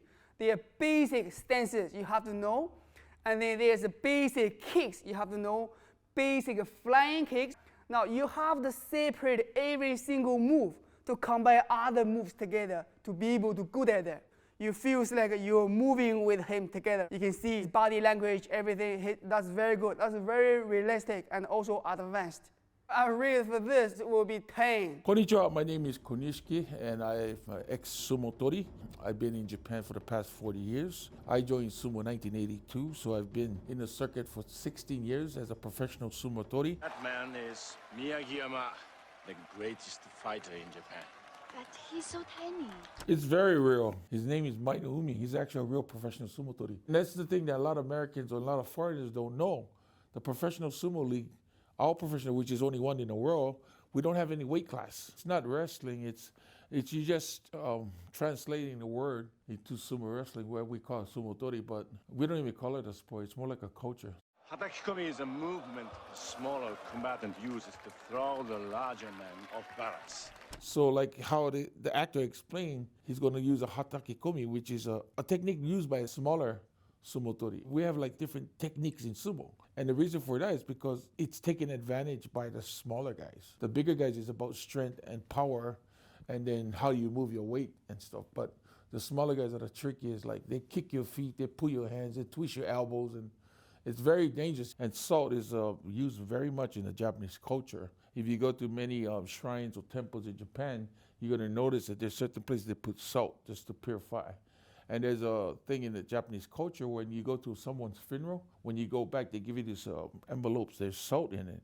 So what it does is chase away bad spirits before you walk into your home. And sumo toris use the salt to actually bless their rings every single day. Look, there. The hair you see during that tournament, they call it oicho. Oicho is for only high rankers. What we regularly wear is what you see the samurai movies like chomange. If you go bald, I noticed they're doing extensions. This is why you can separate the sumo tori from any other professional sport, because we have to dress like them. You're not allowed to wear any of this. You get caught wearing something like this, they probably kick you out right away. So you have to walk the streets with kimonos during the winter, and then yukata, what we call, is a lighter material. And we have to wear what setters are called slippers. The setters we wear, we can tell what rank you are just by looking at the wrap. And from the slippers you wear, It's a pull down. This technique is used by a smaller opponent because it's all about speed and timing. But all he's trying to do is just to bait you, to make you come forward and push your weight forward fast enough where he can time it, where he just throw the shit at you and stuff. So that technique itself is well used. I wouldn't use it because by the time I do it, they probably hit my belly because I'm pulling down. It's a very winning move for that type of sumotori. This is such a cool clip. The way you see the doyo, which is the sumo ring, if you look at the way that it's built, those days they used to have the poles on the corner to hold up the top. During my career, we still had that, not in a major tournament, but during our tours. The thing I like about the scene, it makes it so like authentic, the way they built that stadium. I would like to see it go back to that and make it lesser, because right now, you gotta imagine we have 6 major tournaments a year in Japan, and there's 12,000 people there 15 days in a row. And that is crazy because they're using 2 real sumotoris, and this is beautiful. I think I give him a 10. I wish I could wrestle in that era, the way it's built around the ring itself, and very authentic.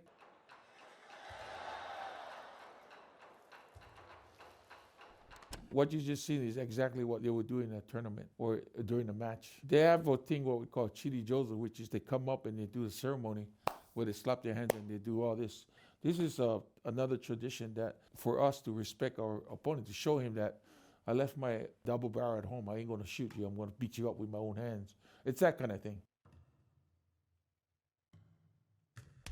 The referee doesn't say shit. You gotta touch all fours. The hands have to touch. You just has eye contact. So that's what makes sumo very unique too. If you're running a 100-yard dash, somebody puts the guns, or even a boxing match, the bell rings, right? But this is all eye contact. It's a funny clip. The motions and everything is kind of real, but the throws are, that wouldn't happen. It only happen in a Superman move.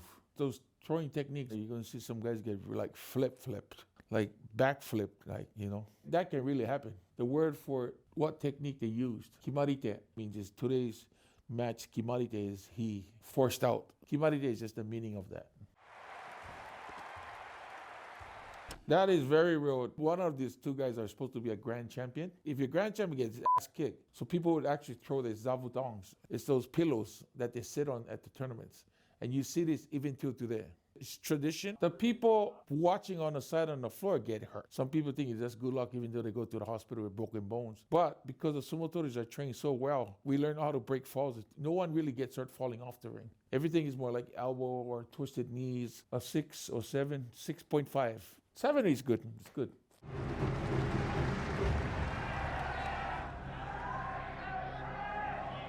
Very, very good. The guy has the fan is what we call a yobirashi, which is a ring collar. The other guy who has the panel in his hand is called gyoji, which is the referee. Every sumo stable has one of each. Those positions too are ranked.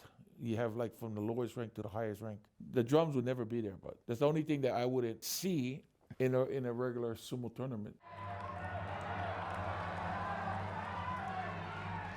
That is very normal. The shiko is the squatting that they do, where they lift up their legs and pound their legs down. That's what they call shiko. So that's the sumo squat. That's what they do to stomp away the bad spirits on the ring. Your first 6 months, all you do is shiko. You do like 1,000 a day, easy. That's the best exercise to strengthen your legs and actually strengthen up your core. But I think because of the exercises we do, it helps prevent injuries. You loosen up your hips and stuff like that. You can get lower. This is exactly what you would see at a sumo match. Actually, we can go and actually break your elbow in one move. What the guy just did, he can step out, and what we do, use my elbow to clamp down on his hand that's on me, and all I have to do is twist in and twist down, I can break his elbow. So my fingers are broken from that because we learn how to cut your hand off the belt when you grab it. And there's like 4 or 5 different ways to take the belt off your hand. It's very easy to break your fingers.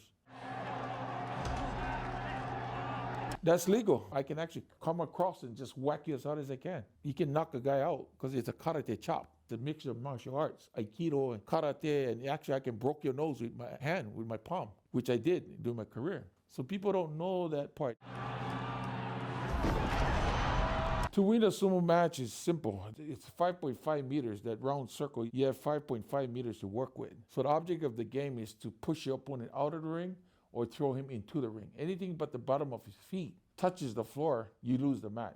So it sounds easy, but having guys over 400 pounds going against each other, pushing weight, they can try to take advantage of weight shifting and stuff like that. It's not as easy as it looks. I would rate it a 9, just the drums take that point away. But it's a very good clip.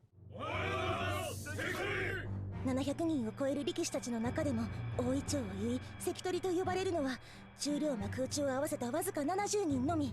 That's the ranking. It's the second highest. It's the champion. Before they had grand champion Yokozuna, the highest rank was only Ozeki in the olden days.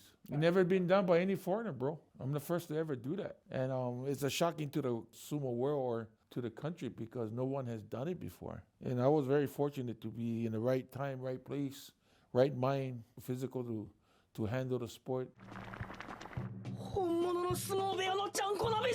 It's the best protein, call it changonabe. That's how they put our weight on. It's very, very nutritious. It's very, very healthy too. It can be chicken, can be pork, it can be beef, get a mixture of different meats, can be fish, seafood. So that changes every single day. You don't have the same menu at all. You have to be very healthy because they check on your body if you're diabetic or they won't take you. They check your heart every twice a year. They're very crucial about being healthy because to be big and to grow bigger, you have to have a healthy body to handle all the eating too.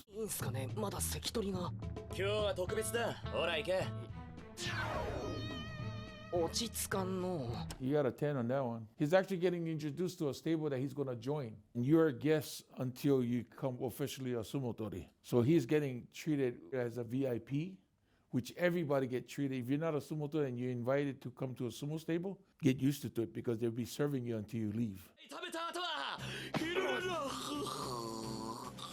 It's a building, bro. Everybody lives there and everything is in there. Their practice areas in there. The shower rooms are huge. The kitchens are huge. They actually can make their sumo stables into restaurants if they wanted to. Everybody sleep on futongs. Even that is by ranking too. So the higher rankers have their own room. I had my own room to sleep in, but the lower rank, they all sleep in one room. So it's real. What you just saw is exactly what happens. 下っ端になるほど雑務も多く忙しい。でも楽しい。 1,000,000% right. You have to be the first to get up, get people's stuff prepared. You got to be the last to go to sleep because you're taking people's stuff to wash. And you got to make sure everybody, your senior guys, have their towels, everything they need for practice at the futon before you go to sleep. They make it sound so nice, bro. I had to wipe floors from 3:30 in the morning before I went to sumo school. For 6 months, I did that. After sweeping on my knees, and you're not allowed to mops. It's like you have to use towels. Clean all the toilets, take all the garbage out by 4:30 in the morning. And then I walk to school every single day. You can put a 10 for this clip. It's the real deal. It's like, that's how life is. Oh, Jesus Christ, this tape is making my nuts rub together. The best way to explain it, sumo toris are like walking lucky charms. People like to come and touch sumo toris because it gives them good luck. So like for pregnant ladies, they would actually go to get their belly rubbed by sumo tori just to have a healthy baby. They wouldn't even allow his socks on. The mawashi is the sumo belt, and everybody has their own colors. For their top rank, they get to pick what silk color they want to wrestle in. This is called sagari. If you go to the Shinto, you go to any temple or any shrines, and if you look on the top, there's actually straws that have been weaved, and that's what the yokozuna would wear, and you see stuff sticking out. So that kind of represent like a god, a tori, which is a Shinto temple. That's even impossible to grab the middle. The silk is so hard, like it's like a cup. There's no way you can grab that stuff. That's why there's nothing really real about it. They built the arena like the arenas would look like outside of Tokyo. All the bleachers, all the stands. Because Tokyo, we have our own stadium. It's owned by the Sumo Association. But all the other, like Osaka in March, they have July in a place called Nagoya. I give them 2 for trying.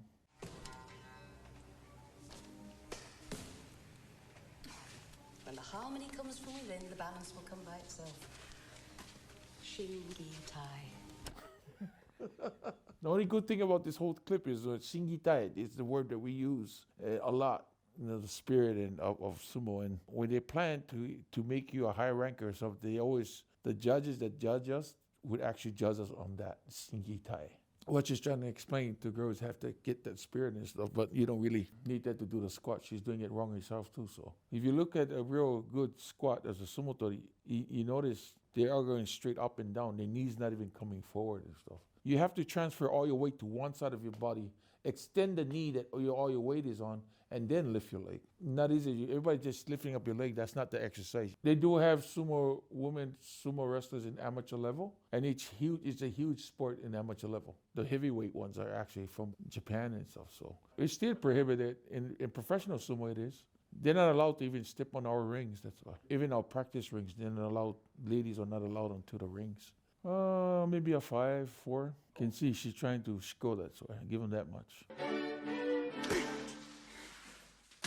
It's like the conditioning part of sumo, which is what we call putsukari keiko. It's one of the hardest exercises. One guy catches all the hits, and what he does is he see him putting the head down.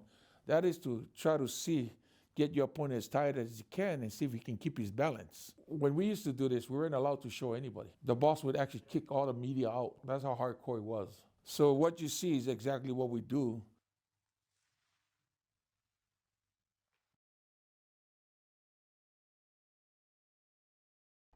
When you renew the ring, they do a blessing. And this is done every single tournament. Every major tournament, right before they start, they got what they call ika, dry squid, and they have sake, and they have, I think, rice and salt. In the middle of the ring, there's a hole in it that they put all that in there, and they cover it up before every tournament.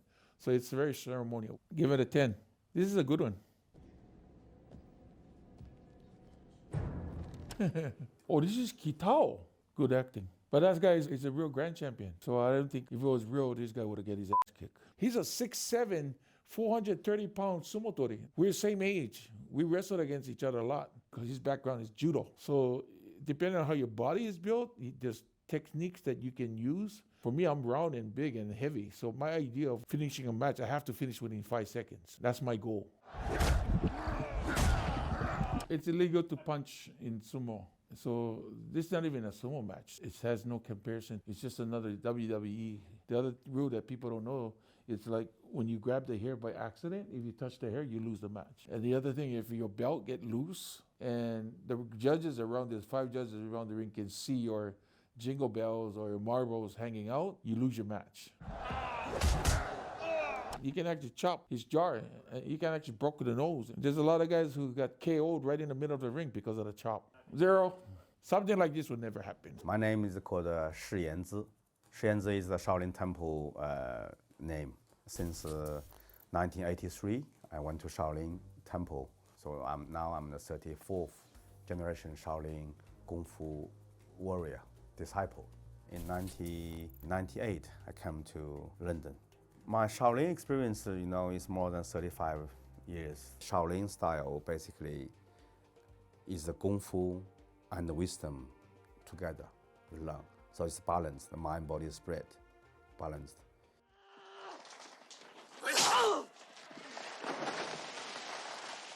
He come here, try to fly, jump to him, then he straight away, no, we don't need, you see, he don't need to do some fancy move. He just lie down on the floor. They give you one groin, give you one kick. It's simple. For martial artists, useful is beautiful. Useless, fancy, I don't think it's beautiful. Kung Fu kicks, they have many kicks. We have deng tui, we have chai tui, or bian tui, and also we have back spin, high kick. Sweep kick, have a front sweep, a back sweep. Also flying kicks, flying knees. So all the different types of kicks in martial arts.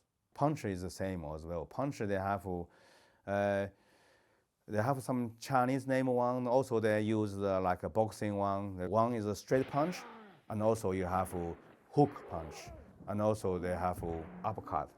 But in Kung Fu, they just call it 直拳, 摆拳, 勾拳. Also they have another different one. It's like a back spin. So when you're fighting, sometimes you do one and you back spin, the kick, a punch. You do that one, you back spin. Also they use here to fight. Yeah, fight. We call it 边拳. It's like a snap. Like I use the one rope, just snap like this. So this punch is very powerful. Now this is called 踹腿, side kick. Choi Tui is very famous Chinese tradition kicks. Also, this Bruce Lee, I think, is a favorite kick in the film. And this side kick a lot of power. He learned from the Wing Chun. That's the really representative about the Wing Chun styles. And he gave the Chinese name about this called Go Lo Shou. They just push you, and they feel you push back, then the hands come back. Then because you push to me, then I come to fight you. It's like a crushed. That's why in the film they're doing this one.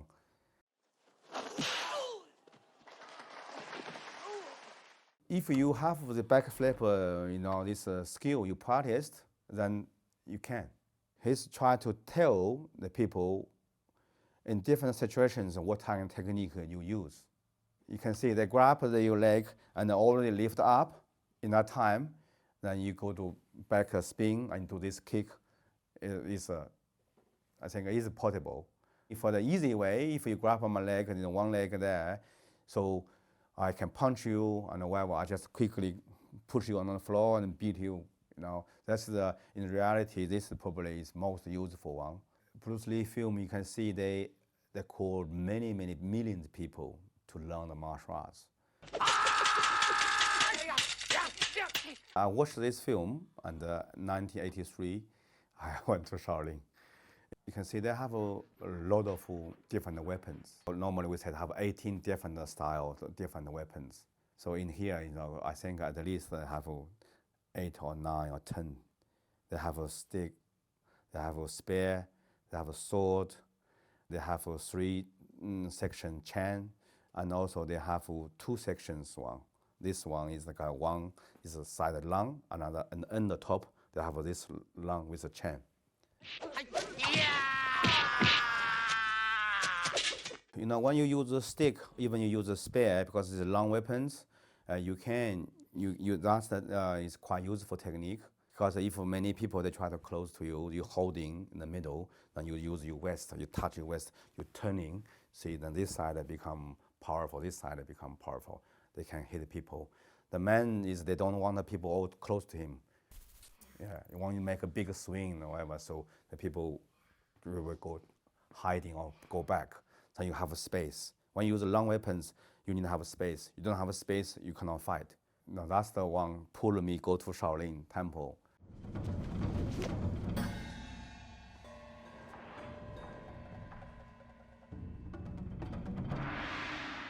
For me, I think real fighting is not really like this. What happens? Someone face to you, they want to fight you.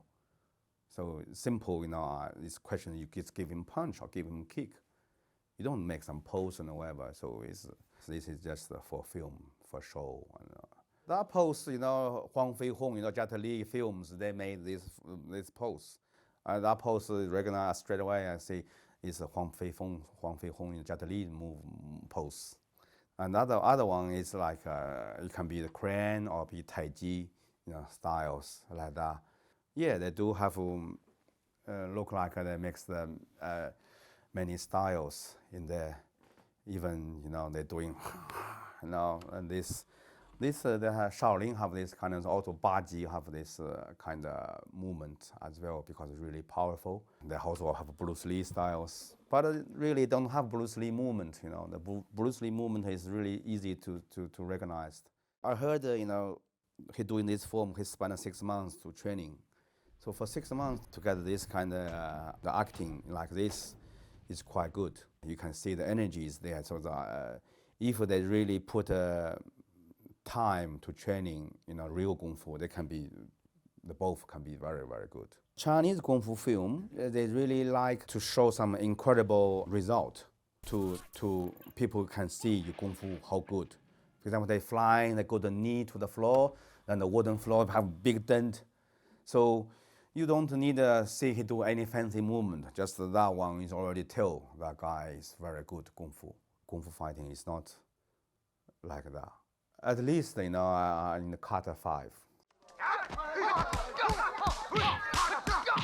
Jackie Chan's style is different. It's like for street fight, for one fight many people.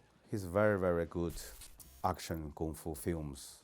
It's quite real, it's funny, but it's real. For example, like here, they use the clothing hanging because he can use chairs, can use anything to against, especially one person fight many people. And also he's very flexible as well. You fight the left guys and the right guys coming, you can see he knows. So he go there, quickly sort out. Then he have to go there. He cannot keep going like this, he don't care that guy. In reality, if you really meet these bad situations for somehow, and you put your life in danger, and you have experience, to fight, and you cannot run away. You have to. So then it's different stories. Jackie Chan, the styles is people need to study. You can see they run, they fight. Some place they cannot run. They find this place, is a big window or wherever, big fence you cannot climb. Then they have to fight. In Shaolin, we also training sometimes. We training 1 fight 2, 1 fight 3, 1 fight 5. In reality, if they holding something, they not all come together. You come too close, they can hit each other as well.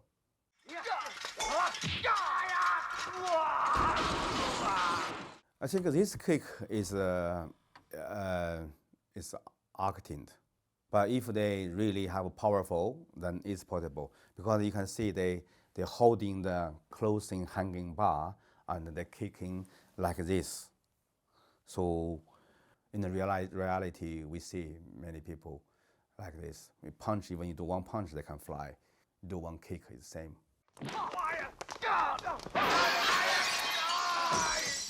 That can happen if you're really powerful. That can happen like this. Normally, so the opponent they help each other. For example, when Jackie Chan hold his leg, other guy they 2 legs, they try to hold his waist, clench more harder, so it make him easy to swing. If reality, if he want, he also can. In reality, if I hold your leg like this, doesn't matter your leg loose or not, I just use this pick up, then I can swing you as well. I think his point is quite high for me. I think even like 8 or 9.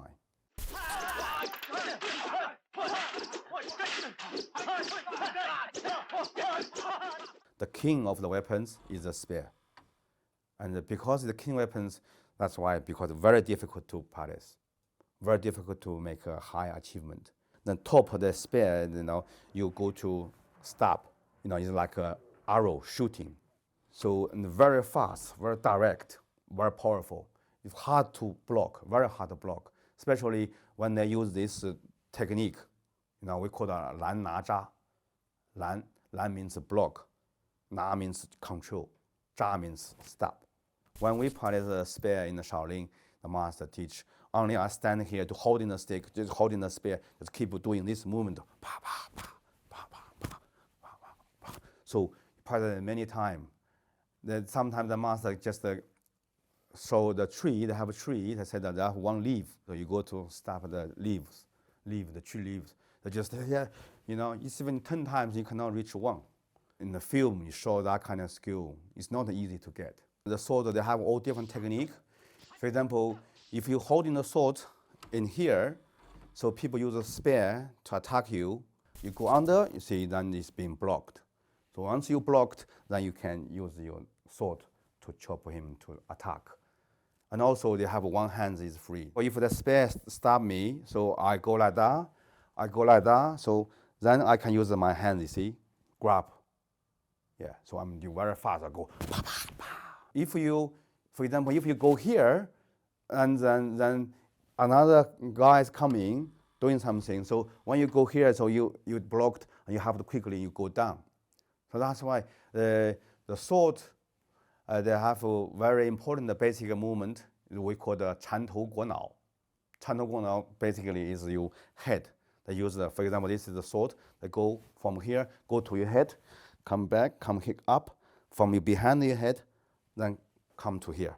They have 2 ways. 1 is like this, 2 is like that, opposite way, come back. This is a basic movement when you learn the sword. Kung Fu is not only fist or legs. Kung Fu have weapons as well.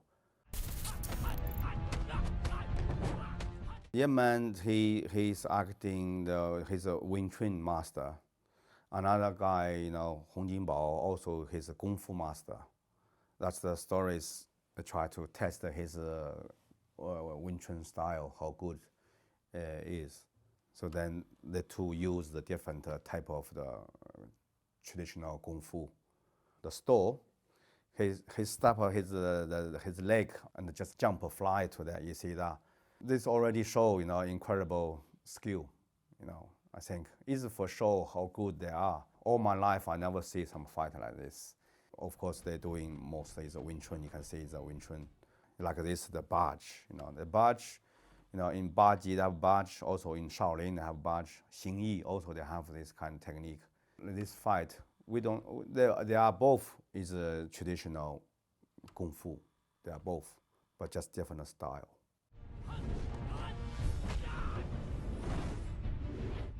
No, this movement, this kick is portable. But in here, if we don't use the wires, they do that. Afterwards, we don't know. Maybe they fall down. Yeah, maybe they just fall over. On the table, it's very difficult, very dangerous. If I on the table fight, and I try to stay in the middle, I make my stance bigger, it's more stable. So I put you in the edge. So you need to come in and just give one kick, you just off the table. This is simple, yeah. But so in this one, probably they're doing fairly, also it's very fancy and dramatic. You stay edge, I stay edge. You move forwards, I move forwards. So this means I respect each other. He's very skilled, he's a great fighter, and he's a real fighter as well. So he like doing real action, give you one kick, not 100% power, at least it's 70-80% power. So when we do some film training, we're doing some actions, even people punch like this acting, you punch, you block this, you block that. Normally we don't, you kick, you block that, you block that. Second day you see that some here is a little bit bruise, or there is a bruise. For the action film, you still need to take people power, otherwise it still look like a fake. On the table fight, I don't think it's a reality. Nobody fight on the table. The Jet Li, even they don't have weapons, just empty hands. Actually, he can. You see, they have a lot of chance to can get a sword or can get a spear, but it look like it's just not interesting. It's not everyone come to fight him together. Only the spear, you can see the spear, many people from far away, all the spear to come to attack him. To kick, if you choreography like that, you just point to that place, then the jump to kick, then it's portable. This technique is portable to break the stick, because he used his leg, wrap around like a snake. To fight a lot of people, with all the weapons, I don't think is possible. Jet Li, I think in action film, in the Kung Fu film, he's very good at acting. He's a world champion, the Wushu champions. 七项全能 means 7 different fist form and different weapons, and also the fight, they got 7 champion. This is not a real fight, so I for the real one, I don't think, this is only choreography.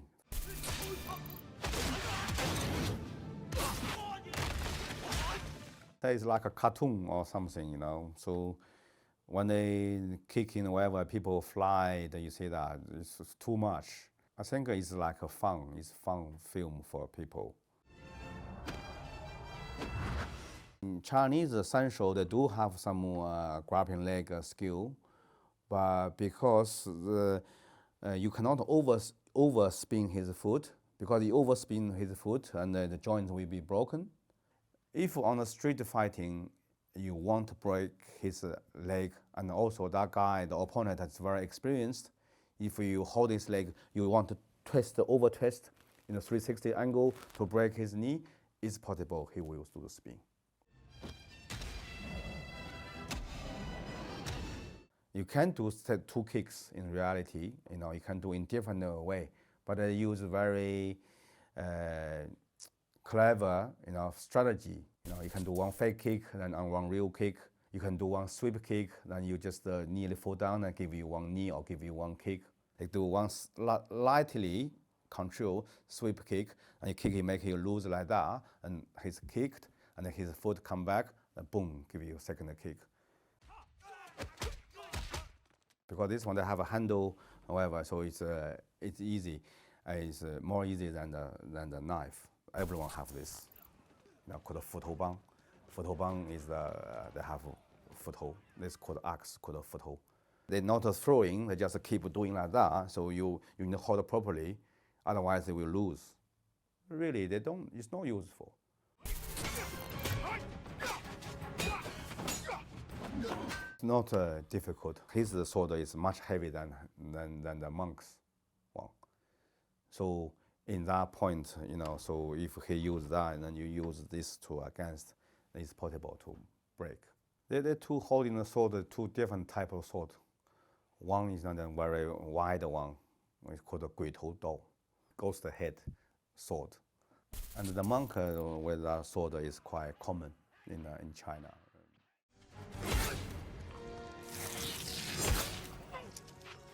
They just go through from the sword, you know, so it's mean basically they know their life is ending. This is exact talk about justice against evil time, you know. So when you know it's time to dead, then you just dead for the meaningful things. So sometimes the Kung Fu is not who is the best skill, you know, it's who is the best person, you know, it's a spirit. The old action Kung Fu film is try to spread out the message, is the justice, is the peace. For the real martial artist, the spirit, when you face to some situations, if you know it's time to die, then you go to it. You know, for example, to protect the people, to protect the peace. They are good. I can give even that, I can give like this full point, you know, it's 10. Because they talk the truth, you know, the truth is there.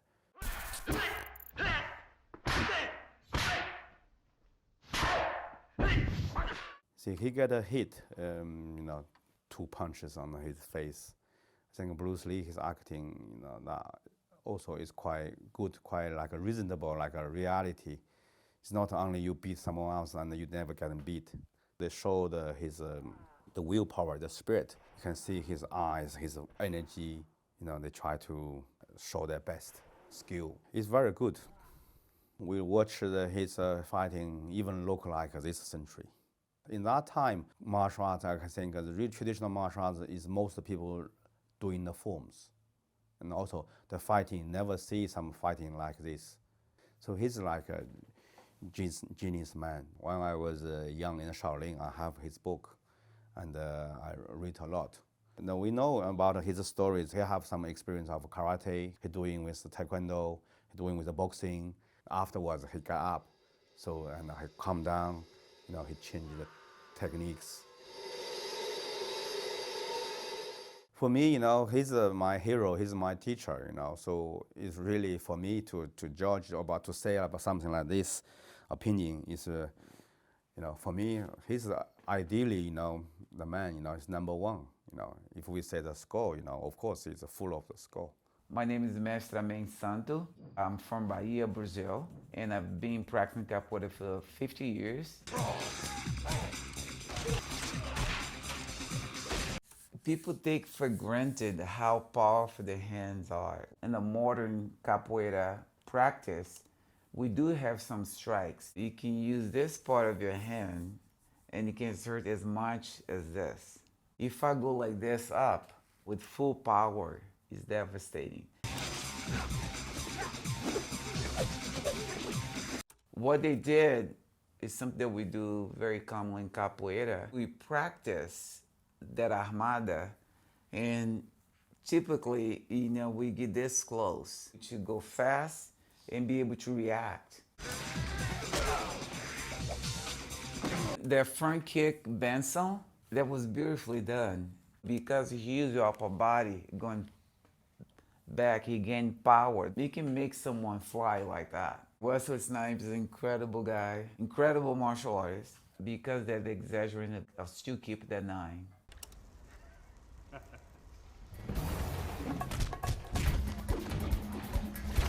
When we're judging by the technical aspect of perfect, Latif is an incredible fighter. Adding that spin, right, was his choice in a fighting situation. He will never do that. And a lot of the presentation you see in movies, you can only see one part of capoeira, which is more the visual. Capoeira is an African Brazilian martial art and was brought from Africa to Brazil. But in Brazil, because of slavery, people, they had to practice capoeira differently because it was illegal to practice. So even today, people are completely confused about capoeira because you see like beautiful movements, but the whole point is to disguise the potential you have behind that particular movement. When he did the cartwheel from the low position, he had to be also careful because if he goes all the way in, he'll definitely hit the other actor. That one in the movie that he kicks back and forth, it's not a movement that you're gonna see in a fight. What I would say gets people confused, capoeira, there's an element of playfulness. There's no right or wrong. Some people use more the combat, other people more the playfulness.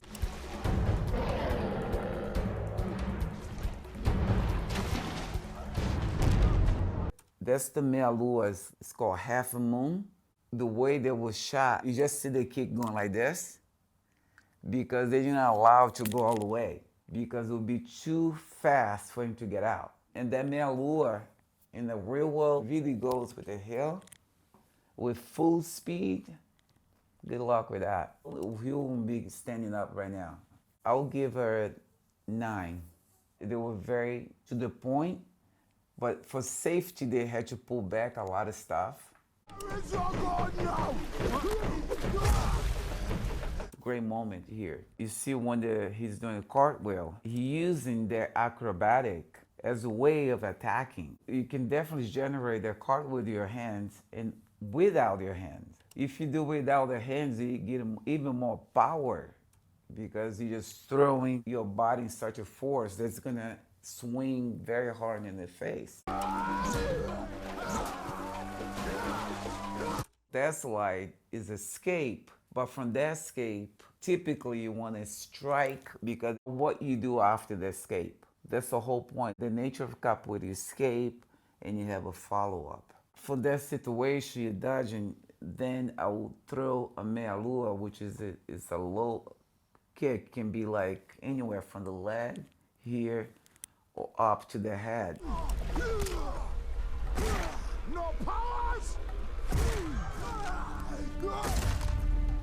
So that's one very, very typical way of attacking capoeira is with the headbutt. And they're doing the different angles like forward, sideways, backwards. But this was perfect because the only way he can actually strike back was using his headbutt. And that was a perfect example where he did that scissor. It's beautifully done because it comes from the ground, which is capoeira, I think, is the only art that it really uses the floor the way we do. Equally 50-50 standing and also use the ground. And then he went to the choking, which is more like jiu-jitsu. Definitely the capoeira scissor allowed that person to have the opportunity to do the next thing. There were certain things that I would have done differently, like the escapes. I'll give a 7.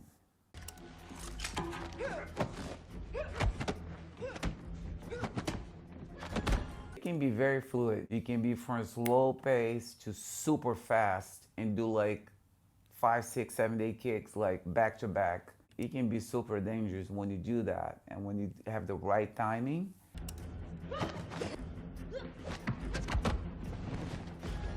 With that lower position that we call rasteira, the sweep, it can be done, but will be extremely hard, especially if you have someone like Batman.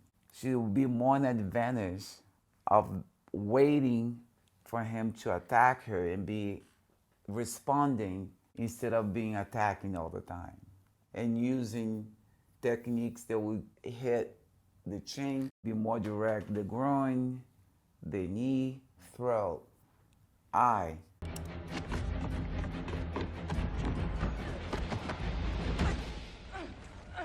To use the walls to kick.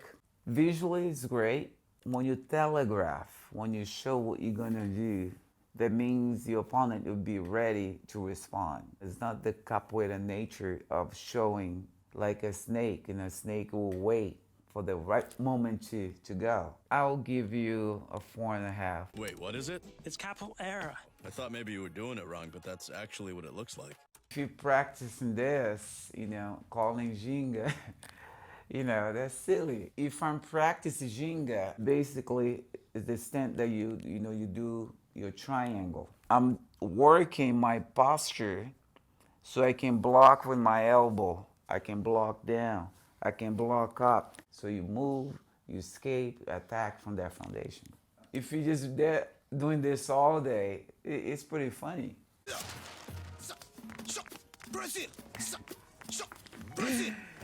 Even this entrance here is more like a karate entrance. Just imagine someone like doing karate, doing cartwheels, and just it's interesting. But it's definitely not a representation what we're talking about. My name is Gyro. Welcome to the world of Capoeira. Capoeira is the most seductive form of self-defense. It combines peacefulness, fighting, and cardio. Hold that for a second. Peacefulness. This to me, it feels like more like a yoga. Capoeira came from struggles, came from a survival situation. To be peaceful when you're supposed to survive is a contradiction there. You can advance through the stages by earning different colored cords at the Troca de Cordões. The rankings, right? That became more popular later on, but that traditionally it wasn't that way. Lots of the training were done in the streets. Because certain people that were able to survive during this combat, they became recognized as a master or a teacher by the community instead of someone just giving you a ranking. I'll give it 1.5.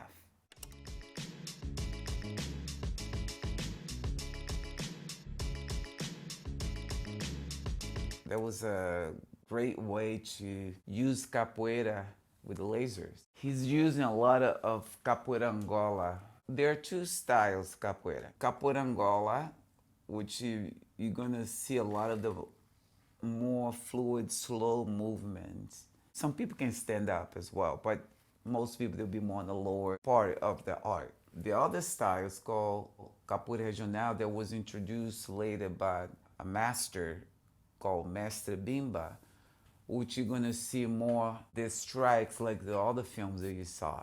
And it's interesting this scene here that they use a lot of that to avoid to be touched, not to be in control of anything and just react to something that you see.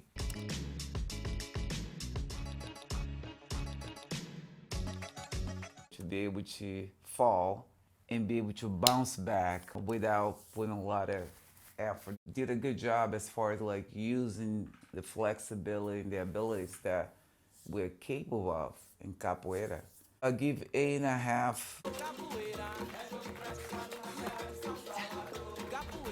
That's me when I used to have like long hair.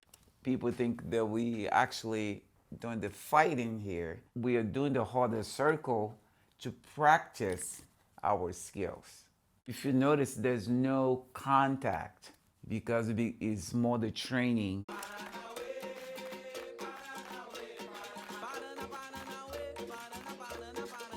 So the music is a big part of capoeira. Basically, in a circle, you have a bateria. That means where they have the beating bow, the drum. So when you clap and when you sing and when you play, you create more and more energy, so you'll be able to perform better. Even during slavery, a lot of times the music was used to create courage, to create endurance, to be able to fight against the oppressors.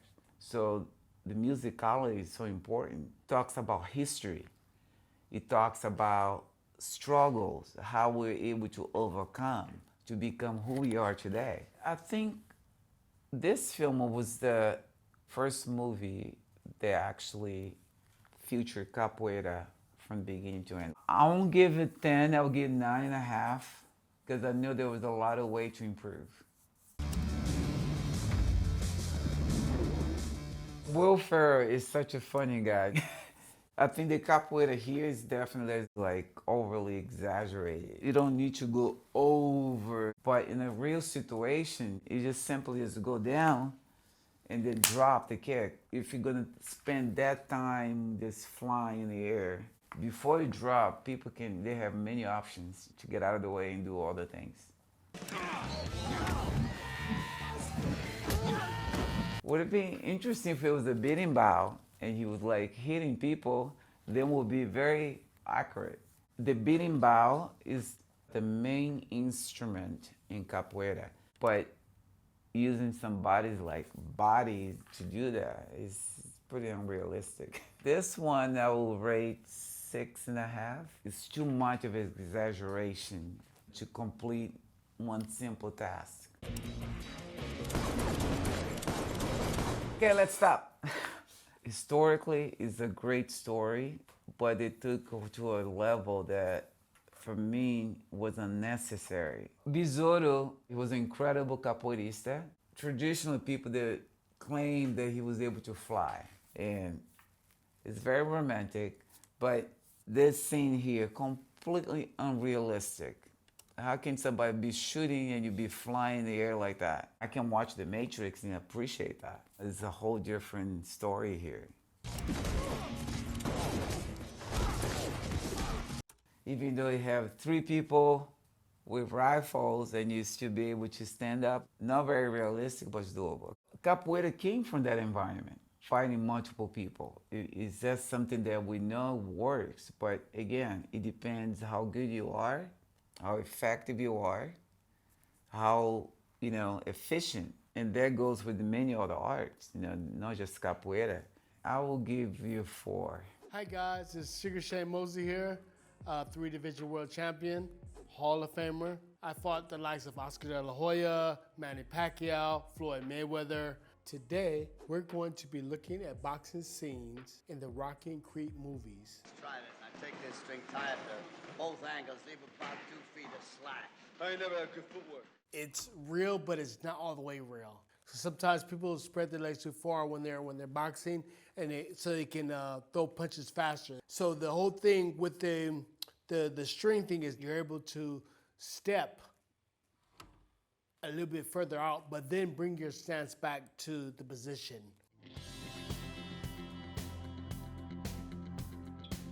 Hitting the meat, maybe it could work, because the meat is like hitting a regular body maybe, but if you don't have the gloves, that actually teaches you how to punch the right way. The new school guys aren't doing like that. They don't know how to, they punch and they slap and do all kind of stuff. So I think that's more the right way than some of the fighters are doing today.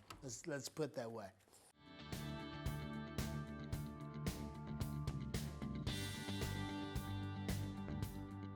I've run upstairs before in heels and stuff like that. It helps develop the strength, the power. But I think that what this is talking about is the mental part of it, that he's worked so hard and he's conquered all the challenges and he made it to the top of the hill and now he's ready to fight. So yes, I like what it symbolizes, yes. I've known Joe Frazier and when he was alive and really good friends with him as well. And he is somebody that says that he punched the meat and ran up those steps. Maybe Rocky got that from him when he was getting ready to fight Muhammad Ali. So yeah, I mean, there's some truth in it. From a professional standpoint, a professional fighter, right? I'm thinking like somewhere around the 7s. There's a lot of things he's doing that are realistic. The champ stinging the slower challenger, jabs in the television around the world. You're watching a battle. I tell you that. Yeah, very realistic. Being a champion that he was in the movie, he did what champion is supposed to: start with the jab, mix it up a little bit, then coming for the kill. His boxing style is more on the outside, where he's throwing the jabs, and where it's at distance where they can come in, or mid-range. It actually looks like Creed actually has some boxing training. The champion doesn't look the best he's ever been, but he's really moving smoothly now. Well, the champion is smiling. His style is to, it seems in the movie, to collect a lot of shots, to get the guy tired. But what he should have been doing is just move his head just a little bit, left or right, just kind of swing, almost like a Mike Tyson type of thing, where Mike Tyson comes in and moves his head, but then he throws from the angles. Even Rocky, the real Rocky, where Rocky came from, right? He moved his head from side to side, coming in a certain way. So I think that's where this movie is really, they're talking about that Rocky a little bit.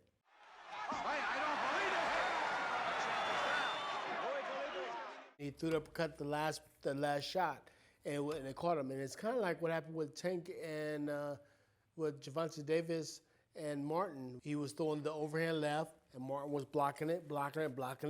And then the next punch, he didn't throw overhand left, he threw the uppercut, the left uppercut, boom, and caught Martin.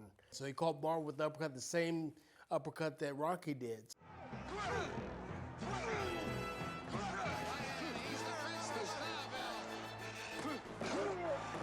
Most fighters can't take the punishment that Rocky or Apollo Creed took in the fights, and take so many shots and be able to finish the fight without being in a coma somewhere. The only person that came close to doing that, Arturo Gatti and Mickey Ward. You watch their fight, it looks like a Rocky fight.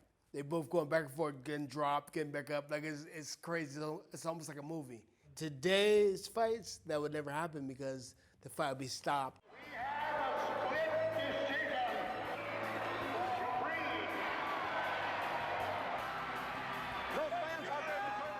When I was fighting, I really wanted to get the knockout because I didn't want to go to the judge's decision because I didn't know if they was going to cheat me or not. Yeah, Rocky fighting, he knows that he's a knockout fighter. He's not a point guy. He did get a knockout with Apollo Creed for that first fight, right?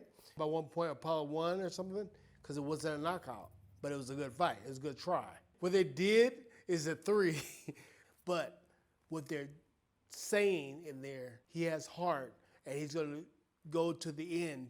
You pick who's next. I'm next. Andre Ward. They went and got some real fighters to make it more believable, more real. You don't always wear headgears or have to wear it, but the reason why you wear a headgear when you're sparring is so you won't get cut. It's for practice, and it's to better yourself. So him sparring with somebody like Wheeler or Andre Ward, that symbolizes him sparring with somebody better than him. So if he can hang in there with Andre Ward, then he should be able to beat this guy.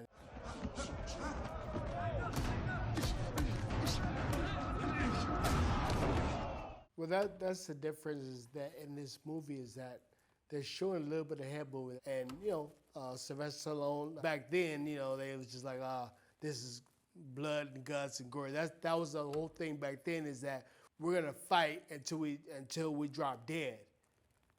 Now this new age with Creed, they move and bob and weave. Suppose bob and weave and move a little more and throw, better combinations or whatever. From the body to the head, head to the body, and throw different combinations. And that's more realistic than just throwing one punch to the head. Punches, right hand, left hand, both guys landing. This is unbelievable action. Hard right hand by Creed. So the counter punching, that is realistic. They can go as long as they want to do the counter punching because it's a counter punch. There's a lot of counters I would do, and then somebody will counter my counter, they have to counter their counter. I guess it's like playing chess. I love it though. Let me see the eye. Time! Doc, give him a look. How many fingers? So it's realistic. Back in my time, you watch my fights with Fernando Vargas, I had his eye like so big they had to stop it. They had to put a cut on it so it can swell and go down or whatever. They're trying to protect the fighters more nowadays, so it will definitely be stopped. Rocky Balboa going upstairs like he's Apollo Creed. Closing seconds of the fight. It's very common for somebody to do flurries, definitely at the end of the round or the fight to win that round. It depends on what the referee sees last. They're gonna judge for the guy that threw the flurry at the end, say, oh, he won that round. I think this is more of a realistic nine because you have fighters in there making it realistic. Rocky's holding that right hand back. He's fighting right-handed. I don't believe it. The southpaw still he is fighting right-handed. He didn't train for the right-handed fighter. He only trained for southpaws. So he turned right-handed, orthodox, to switch things up. So there is, it's something that fighters do. You'll have Terrence Crawford. He moves from left to right. He does southpaw, right hand. I did it with Oscar. I turned southpaw. I was right-handed, and I turned southpaw on him with some left, some jabs, and he was kind of confused. He's going down. Here it comes. So the polo punch is not a common punch. It's more of a show-off punch where you have the fighter where you want him. You can do whatever you want to him. So they do a bull punch to symbolize, I'm getting ready to knock this guy out. Sugar Ray Leonard did it. Back in the corner, but here comes Balboa again. Where does he get that stamina? Coaches say, oh, gut throw, he has you on the ropes, he's cornering on the ropes. And they look at it as a bad thing because that's where they corner you. But it's not really a bad thing if you know how to fight the ropes. A lot of the older fighters will use the ropes to spring back for shots of that. James Toney's another one that fights good. He'll go to the ropes and it will knock you out. I'm another fighter that loves to fight off the ropes. I can fight off the ropes too.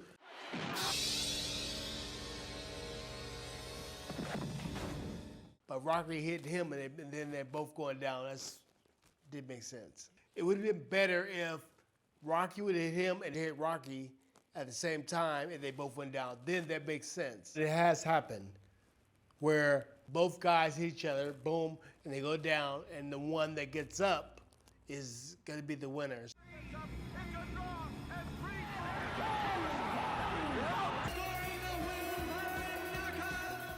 Rocky won it anyway, but he should have won because, you know, he hit him and knocked him down, not because he got up. Yeah, he didn't have to beat the count. Creed had to beat the count, which he didn't, so, you know. Yeah, 4 and 5, that's like 5. Yeah, it's not really real. Take it, fight the pain. Right? So getting punched in the stomach, getting punched there and learn the pain or learn how it feels and be able to fight in that is very realistic, yeah. You can't just do setups or whatever to be able to know what it feels like to get hit. Take the 8 count. Stay down. Breathe. He's listening. It's very realistic for him to say stay down till you get to 8 or 7, and then you get up so you can recover fully. Because sometimes if you get hit with a good shot and you do something kind of wobbly, like you can't continue, then the referee will stop the fight. I think Zab Judah did that. Got hit with the right hand, jumped right up, and start wobbling around, and the referee stopped the fight.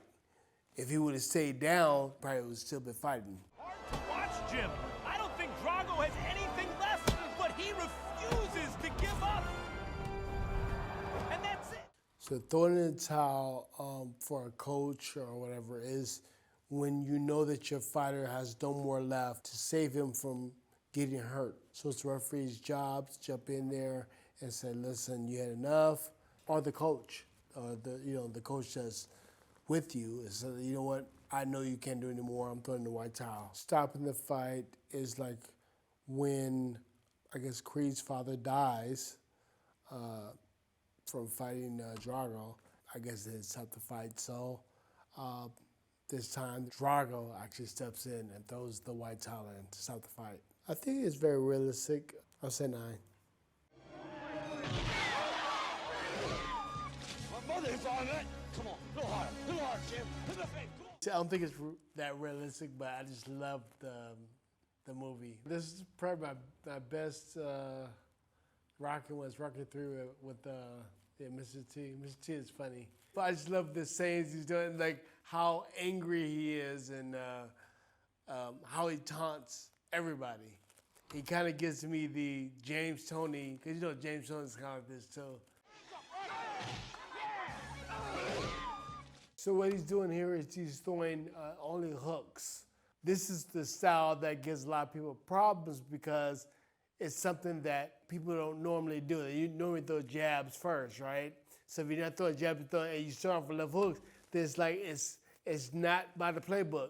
Ricardo Mayorga threw hooks instead of jabs, and he was very successful. So it could be a good thing.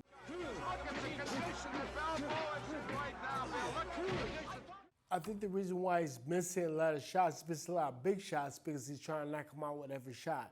And a lot of times the fighters try to knock you out with big shots that miss. They're not trying to fight with accuracy. And that gives Rocky the advantage to be able to back up and throw his jabs and 1-2s and stuff like that. Fighters are not allowed to push anybody to the ropes and pin them there to try to punch them. The only way you can put them on the ropes is by punching them to the ropes. I love this scene.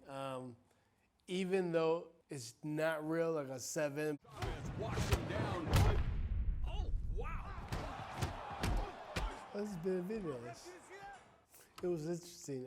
I seen another fighter in there that I know. This is not illegal. You actually can hit all of this, anything around here. I wouldn't say that they're illegal, but I would say they're not ethical. And yeah, it is effective if you get away with it. Like the referee doesn't see it because it's going to slow the guy down. He can't punch after that.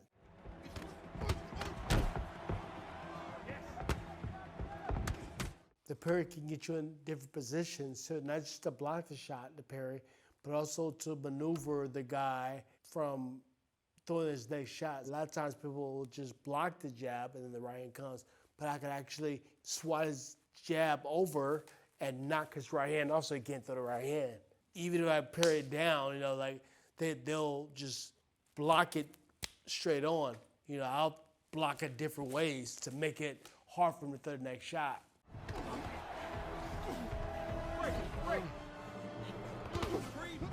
So the clinch can be used in different ways. Like I'll clinch to stop a person from throwing punches, or I'll clinch to tire a person out in a wrestling type of way to put my weight on them. I think what the way they're using it is that he went to clinch so he can get closer, so he can zone in on the right hand. That's where you can do your best inside fighting, is when you clinch. People don't really see the damage that you can do with the inside with the body shots, head shots. That's an old school cross with Joe Frazier a lot, and even before him, like guys did to use this type of blocking system. And for him to have an opening, yeah, it's definitely realistic. It could have been like a 9, yeah. And I liked the way he throwing the punches, the boxing scenes.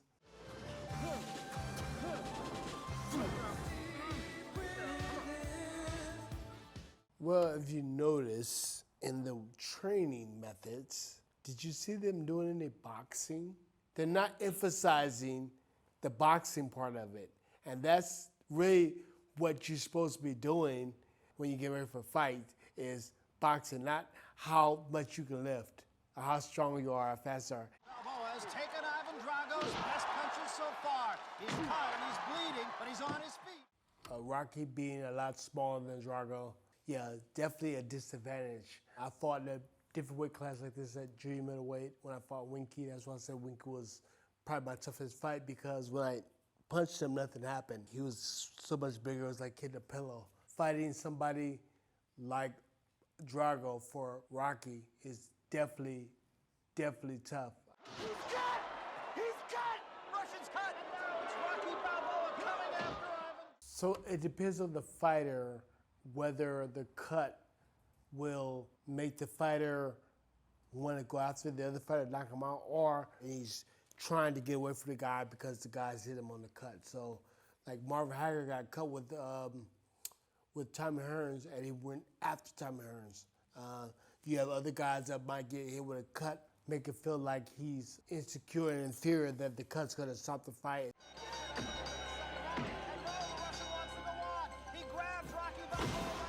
During the fighting after the bell, like Rocky and Drago did, it depends on who starts it. If it's only one interrupting, then yeah, you get points taken away maybe. But if they're both doing it, then you know who you get a point from. They both were fighting after the bell, so a 6 of realistically, yeah. It's not really realistic. Who would ever have dreamed that Rocky Balboa would still be in this, quote, exhibition against the heavyweight champion of the world? So the guy fighting Rocky is Antonio Tarver. He's a professional, he's a world champion fighter as well. So here we're looking at Rocky is 60 years old in this fight. Realistically, I wouldn't say that a 60-year-old should be able to come back and fight a real fight. Nowadays they're doing exhibitions and stuff, but being that Mike Tyson is getting ready to go in there with Jake Paul at 58, so yeah, it's more possible. It ain't about how hard you hit. It's about how hard you can get hit and keep moving forward. Yeah, so it's not about how hard you get hit. It's how you move forward and what you do with when you get hit. And that's a true statement. That's really true. Some people are afraid. Some people get more focused when they get in the ring. So it just depends. And Mike Tyson had a quote too as well. Everybody has a plan until they get hit in the mouth. You know what I'm saying? Because you can go in there and train and do all these different things, and then also you get hit, boom, and then everything goes out the window. So all that is correct. I like it. Everything he's saying, that's real. Yeah, look at 7. Thanks for watching. If you like this video, why not click on the next one?